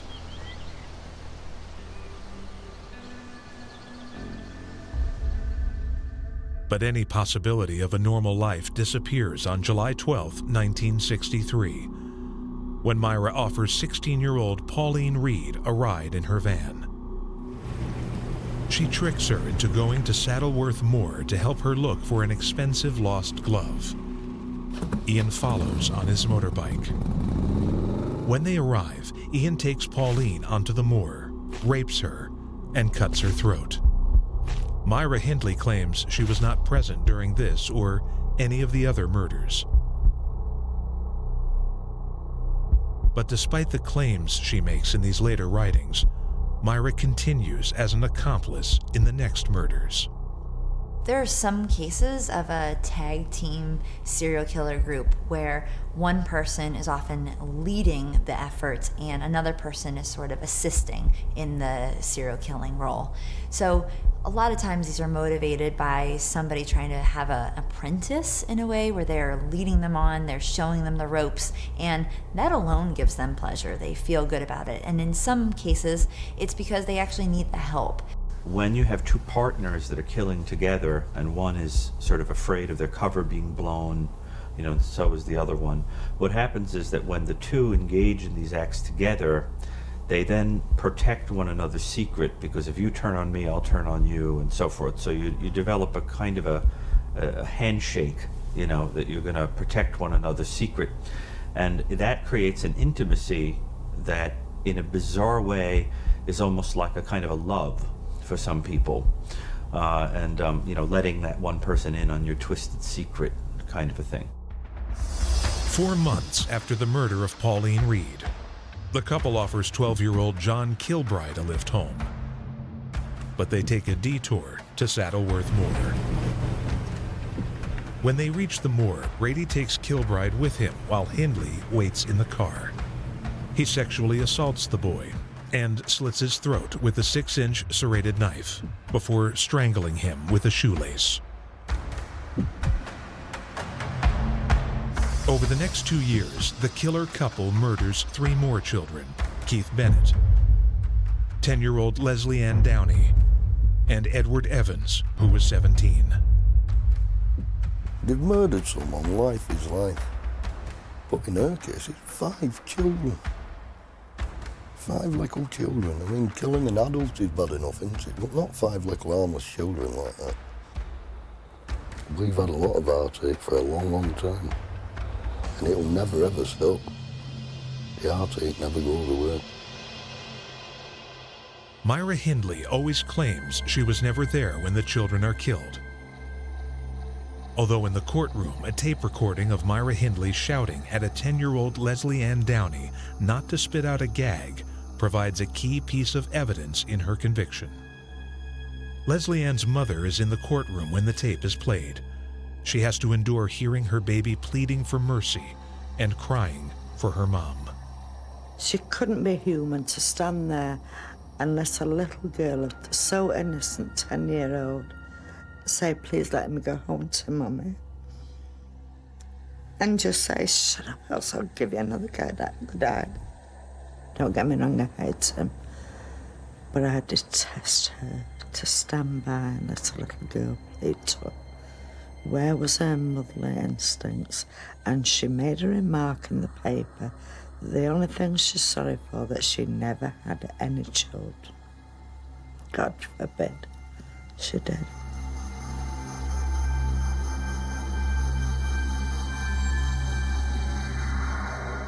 I wanted to die in prison. I think she should die in prison. The horrific things she's done, you know. She took the most precious thing in the world away from me. My only daughter. Now, decades after these horrific crimes, the investigators hope they can trust the twisted mind of a team serial killer. Ian Brady and Myra Hindley are serial killers who work as a team. In the 1960s, they kidnap, rape, and murder 5 children ranging in age from 10 to 17 years old. Both, only in their 20s themselves, are convicted of murder and sentenced to life in prison. Myra claims Ian bullied her into abducting the children, and that she was never there when they were killed. To prove she's repentant, she agrees to help with the search effort. Hindley's attorney, Michael Fisher, reads her letter claiming she will help the police. I received a letter, the first ever, from the mother of one of the missing children, and this has caused me enormous distress. I have agreed to help the Manchester police in any way possible and have today identified from photographs and maps places that I know were of particular interest to Ian Brady, some of which I visited with him. We are looking to hopefully find the graves of Pauline Reed and Keith Bennett.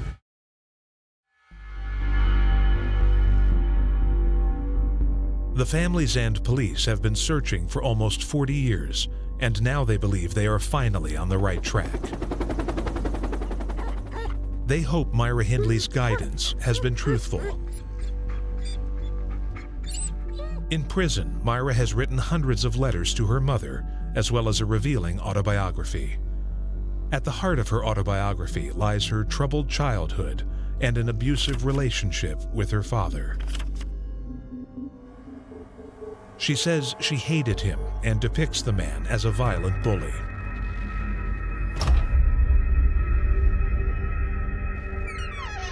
Myra seems to have developed an interest in sadism early on, but when she joins forces with Ian, this interest explodes into action. When you have this group together where they are both feeding off each other and encouraging each other, you may see just because neither of them wants to back down or say, no, I don't want to do that, they may actually commit crimes and do things that they otherwise would have never done by themselves.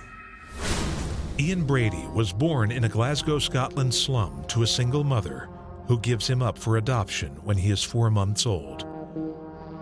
Brady is a lonely, difficult child who develops a fascination with the Nazis and sadism. Soon he turns to petty crime and burglary and ends up in prison at the age of 17. Following his release, he becomes even more of a strange loner until he meets Myra Hindley in 1961.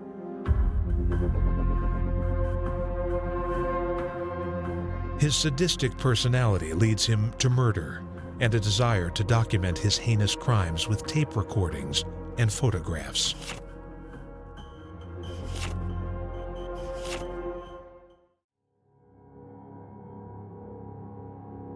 Brady and Hindley are eventually caught when Ian Brady makes an uncharacteristic mistake. He beats Edward Evans to death in front of Myra Hindley's brother-in-law, David Smith. After the killing, Smith alerts the police. When the police enter the house, they discover the body, and Ian Brady is arrested immediately. Over the next 3 days, officers uncover a large cache of souvenirs of the murders and evidence that links Hindley to the crimes. The photographs quickly lead the police to the bodies of Leslie Ann Downey and John Kilbride.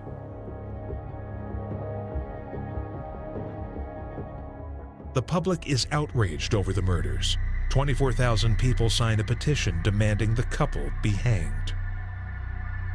The 14-day trial reveals the horrendous details of the crimes, confirmed by the audio tapes and photographs. The jury finds Brady guilty of the murders of Downey, Kilbride, and Evans. The bodies of Bennett and Reed have not been found, so those cases are not included. Hindley is convicted of the Downey and Evans homicides. Both are given multiple life sentences. Over the years, the Moores murderers maintain a bond even though they serve in separate prisons. Myra's sentence indicates she cannot be paroled for 26 years, but she grows increasingly desperate to get out. Has this cunning and heartless killer convinced the world she deserves to be set free? She's typed as the more evil of the two, when in fact all the evidence plainly points to her having a lesser role. Now, for that she should indeed have been severely punished, but the two cases are to be distinguished, and yet she's got the same time in jail as Brady, who was a psychopath before he met her. I shall find her wherever she is. I shall find her. I've said this for 20 years. That woman will not live if she comes out of prison. I know people have said they'll do it for me. I don't want that. I don't want nobody to get in trouble, especially my boys. They've got their lives to live. I'm half dead now. I'm living on pills. I will willingly do that woman in and take my punishment, and I will expect to be put in prison where I should stay until the end of my days. The serial killer team of Ian Brady and Myra Hindley are serving life sentences for their atrocities. Myra continues to deny any involvement in the murders and cooperates with authorities. Her unwillingness to confess to any involvement makes her a figure of public loathing. Then, in the mid-1980s, 20 years after their crimes, Ian Brady tells a journalist that there are 2 other bodies buried on Saddleworth Moor. Police reopen the case. Hindley helps locate the body of Pauline Reed and also agrees to continue to help find the body of Keith Bennett. I do know now, indeed. I've settled it quite recently which body that we're looking for there. The body, in fact, that we took from the moor earlier this week, I am now sure it's that of Pauline Reed. Hindley finally admits her guilt. She's confessed that she is guilty of participating in these crimes, so that she would be guilty of the crime of murder, yes. Brady then volunteers to help as well and is taken to the moor to help locate the last victim. The search is in vain, and some believe Brady was just trying to get another thrill by revisiting the crime scene. So what creates these depraved couples? A cutting-edge new tool is now available to allow much greater insight into the minds and motivations of all serial murderers. Radford University and Florida Gulf Coast University have created the remarkable Serial Killer Database. Researchers and students have compiled an astounding wealth of information on over 5,000 serial killers from the year 1900 through today. Specifically, we have 186 variables related to serial killers, such as early childhood issues, parental abuse, humiliation, and we have that data from at least 5 or 6 different sources that allows us to make sure that the data is accurate and valid. And this allows us to develop a profile on serial killers relative to these factors. As for serial killer teams, the database results show that about 22% work with an accomplice, and often the team is a man and a woman. The research is telling us women are viewed as compliant victims and not major perpetrators. Under the gender bias, that women can't be as tough and as mean and rotten as men, so they must have been forced into an accomplice role here by these vicious men and so forth. So in a couple of cases, we're finding out women turn state's evidence, and as a result, only receive from 10 to 15 years incarceration versus the men who ended up on death row for very similar kinds of crimes. And we're also finding that the women in some cases were far from compliant victims.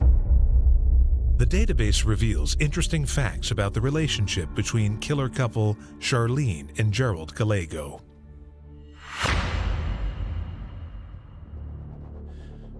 This team first abducted their victims, primarily teenagers.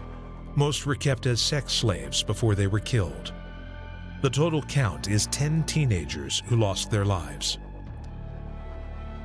In the case, for example, of Charlene Gallego, she had an IQ of 150, was an accomplished pianist, and was extremely shrewd.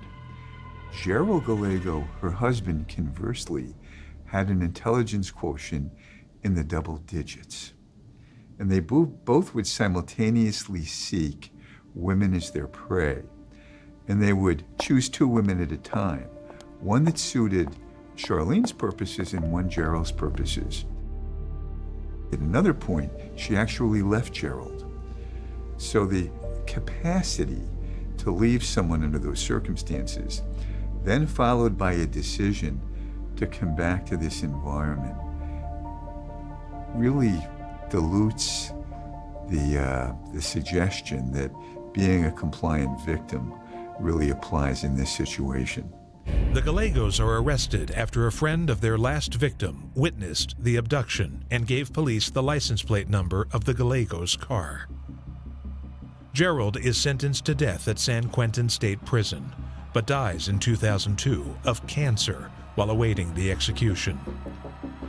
Charlene cuts a deal with the authorities and testifies against her husband. She spends 16 years behind bars.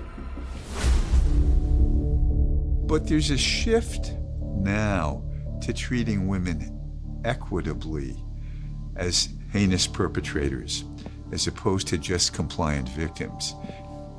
It's another area of research right now we're looking at. The data shows there are also many instances of 2 men working together as serial murderers. American serial killer Henry Lee Lucas claims he has murdered hundreds of victims. In more than 100 cases, he says his partner in crime was Otis Toole. The last count was 600. I gave over 3,000,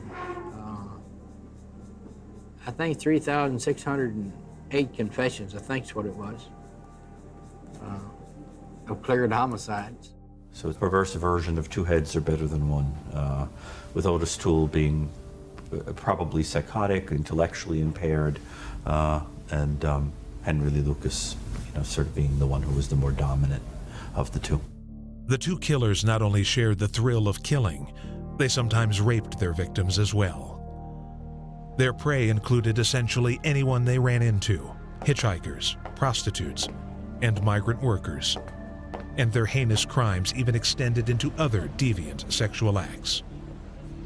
For example, Otis Toole and Henry Lee Lucas, well, there wasn't really predominantly motivated by rape so much as a desire to commit necrophilia and cannibalism. So you had a necrophile and a cannibal working together. Otis Toole, who infamously created a barbecue sauce for eating people and all this sort of thing. They hooked up and, sort of the idea was you had two people who were getting their needs met together. The couple is notoriously known for the murder of Adam Walsh, the 6-year-old son of John Walsh, host of TV's America's Most Wanted. Toole was the one to kill Adam after abducting him from the mall in Hollywood, Florida. 2 weeks later, a fisherman finds the boy's severed head in a canal 120 miles away near Vero Beach. It took more than 20 years before the boy's parents learned the truth from Toole's niece after the killer had died in Florida State Prison. Lucas makes several claims to be an accomplice in the murder, but he retracts them, and the police never prove his involvement. The serial killer database also reveals compelling information about the role of abusive childhoods in creating these monsters. Along with humiliation, a pattern of being bullied is also recognized in the data. And we call that in our database teasing, which coincides with bullying. But bullying has a very serious impact on one's propensity to engage in these behaviors. Now, that doesn't mean that everyone who's been bullied is going to become a serial killer. I think the key here is to look at that in conjunction with other variables. Both Lucas and Toole were bullied by their abusive mothers. Brutalized wasn't the name of it. I was beaten with sticks, whatever she'd get in her hand. It was a piece of stove wood, she hit me with it. If it was a rock, she hit me with it, she'd take poles and just pound the devil out of me, I've got scars all over my body from it. Lucas's rage builds up after years of this terrible abuse, until he finally snaps and kills his own mother. My mom was a prostitute, and she sold herself, and I was made to watch her, and it was just a life that I don't want, And Henry Lee Lucas, who, had actually necrophilically assaulted his own mother after killing her. Hate builds up inside of a person. It takes away his reality, because all reality left me. Things that I would go around or be around just was a blank to me. Toole's childhood was even more abusive. He was assaulted by almost every person he thought he could trust. His mother dressed him up as a girl. His older sister raped him before he turned 10, and his father, the worst of them all, prostituted him to a neighbor when he was only 5 years old. Clearly, abusive childhoods are often found in the backgrounds of teen murderers, whether it's two men or a man and a woman. One of history's most horrific killer couples began with a domineering man and his submissive teenaged wife. But over the years, she learns to become an equal partner in unspeakable evil.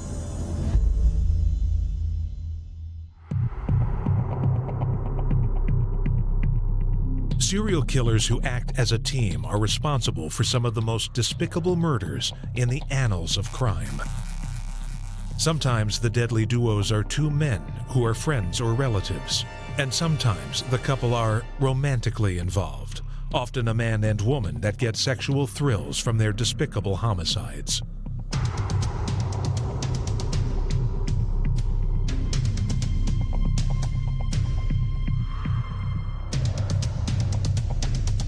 Fred and Rosemary West are a married team of serial rapists and murderers who slaughter more than 16 young women beginning in the 1960s. Their gruesome signature is chopping off the fingers and toes of their victims.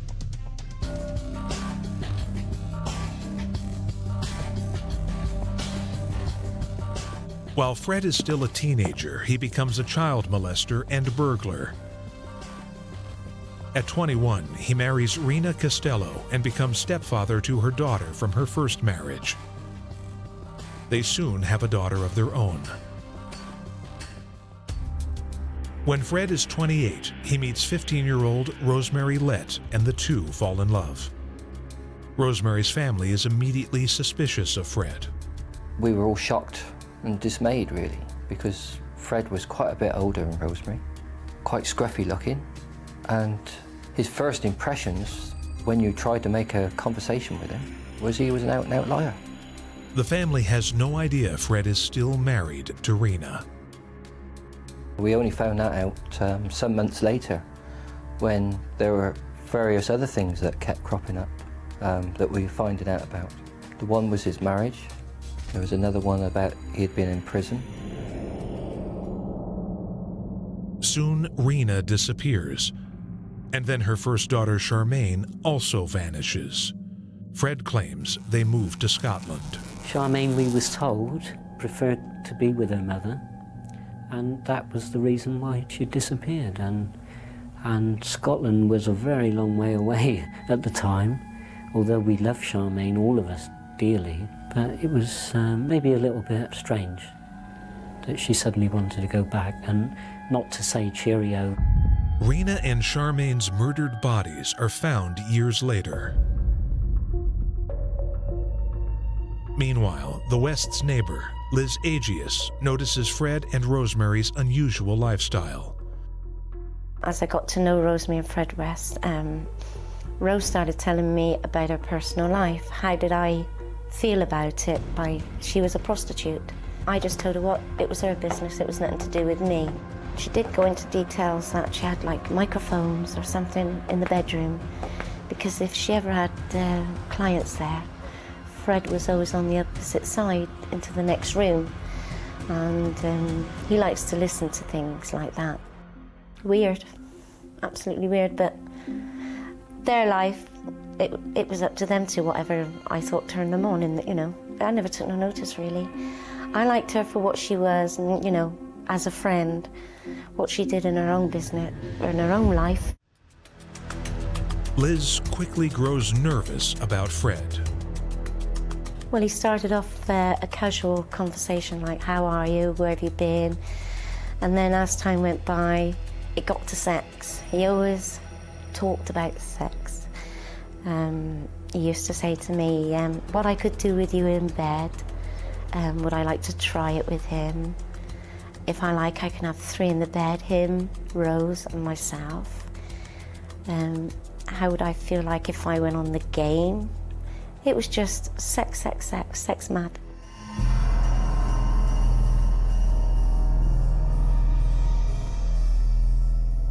Before long, it becomes clear that there are troubling things happening at the West's home. He said to me that he likes to go around finding young girls so that because they've run away, they've got no home, he will support them by giving them a roof on over their heads, and if they want to go on the game, work for him. Then one day, Rose knocked on the door.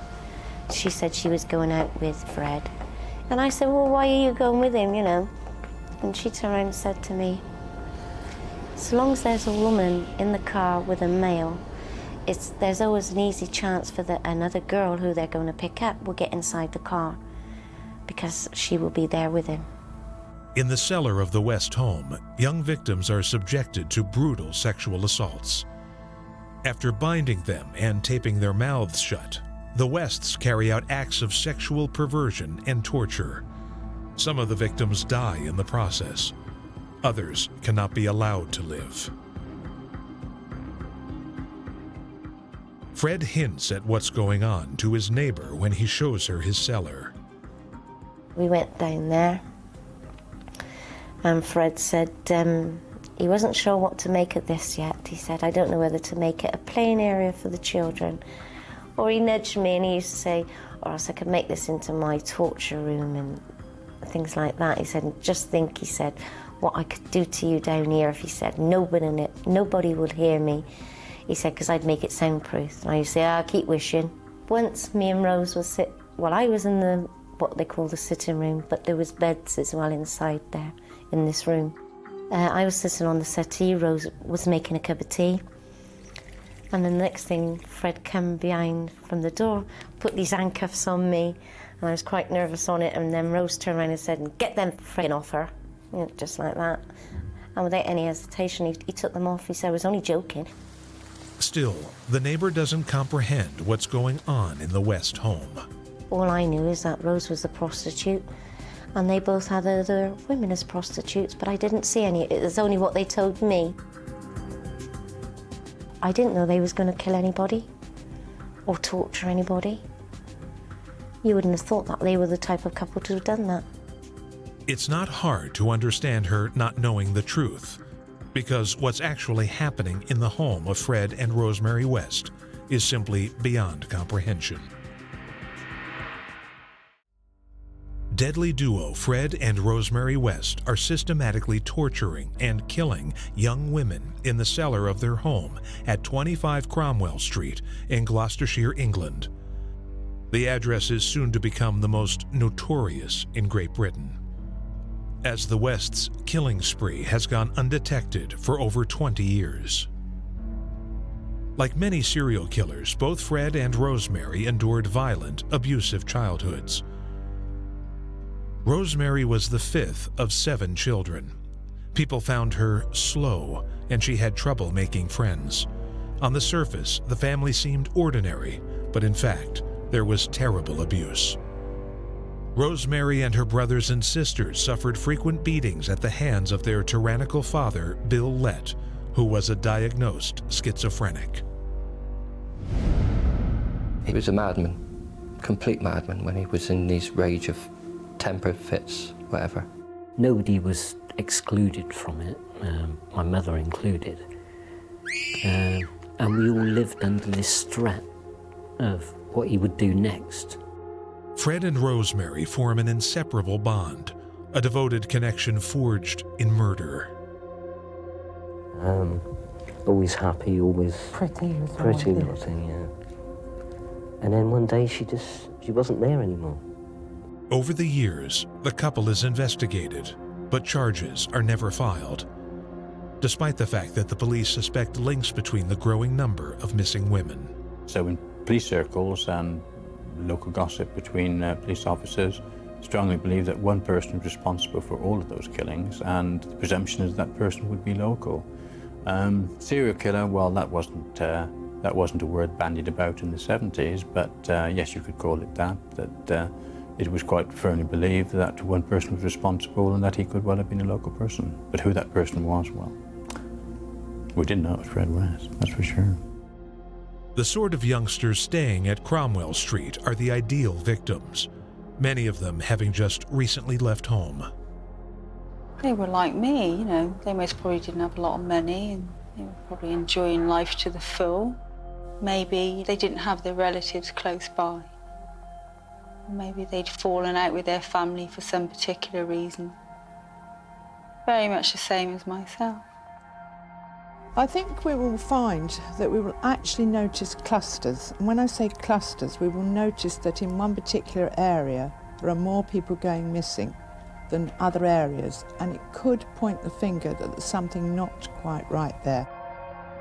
Over a 20-year span, the Wests torture, murder, and bury 9 young women at the Cromwell Street home, including their own daughter. It seems astonishing now that they managed to do it without anyone noticing.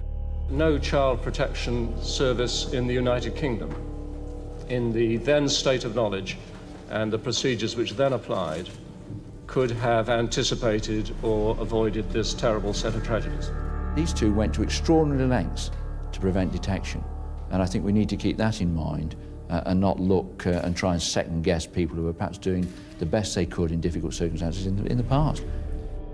Apparently, police missed a valuable clue when a video store owner reported Fred peddling deviant sex tapes. He said he actually made them in his house, and he said he'd done some involving his daughters. They were sex videos and lesbian romps and different things like that. And then he got into a conversation, had I heard of snuff movies, the actual real snuff movies, where they actually done it. And I couldn't understand that a man could talk to somebody about things like that. So when I got home, we talked it over and I phoned the police the next morning and I gave him the name and the address, and he said it would be investigated. Heather, the West's second oldest daughter, was about to become the last known victim in 1987. Liz Agius could have been next on the list. I look at it that I'm one of the lucky people to be alive today, because when I think about it, I think, were they trying to find out if I was going to be one of the people that if they picked on me, would I be missed? Finally, in 1994, the couple is caught. But Rosemary denies any involvement. She was devastated, quite clearly distressed and shocked. She denies she knew anything about the bodies, is that correct? Yes, she does. What does she say about knowledge of the killings at all? She totally denies that. Yes, she does. But I find it very hard to believe that she lived in that house and didn't know what was going on. In the face of the evidence, Rosemary is sentenced to 10 life sentences, one for each victim killed, including Charmaine. This morning, Rosemary West was charged with the murder of Charmaine West between the 1st of May 1971 and the 31st of December 1971. By the end, it appears that the relationship between this killer couple has changed. I would have said Rose was the more dominant. It was obvious that he was very, very much in love with her. He loved her.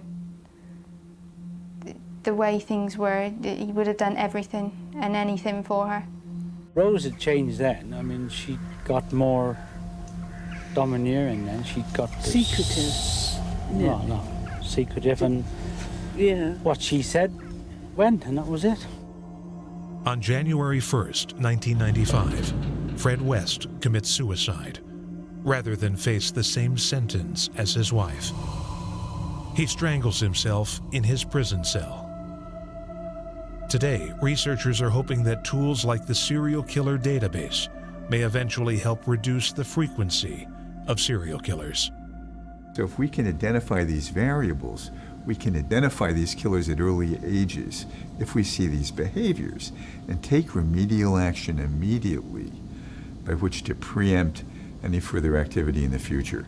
The hope is to never have monsters like Fred and Rosemary West at large in the world. I punish myself every day for it, for not asking enough questions, for just not finding out more and maybe stopping it before it happened. I can't forgive because Rosemary knew right from wrong. I'm her brother, but I can't possibly forgive anyone for cruelty to children, let alone murders.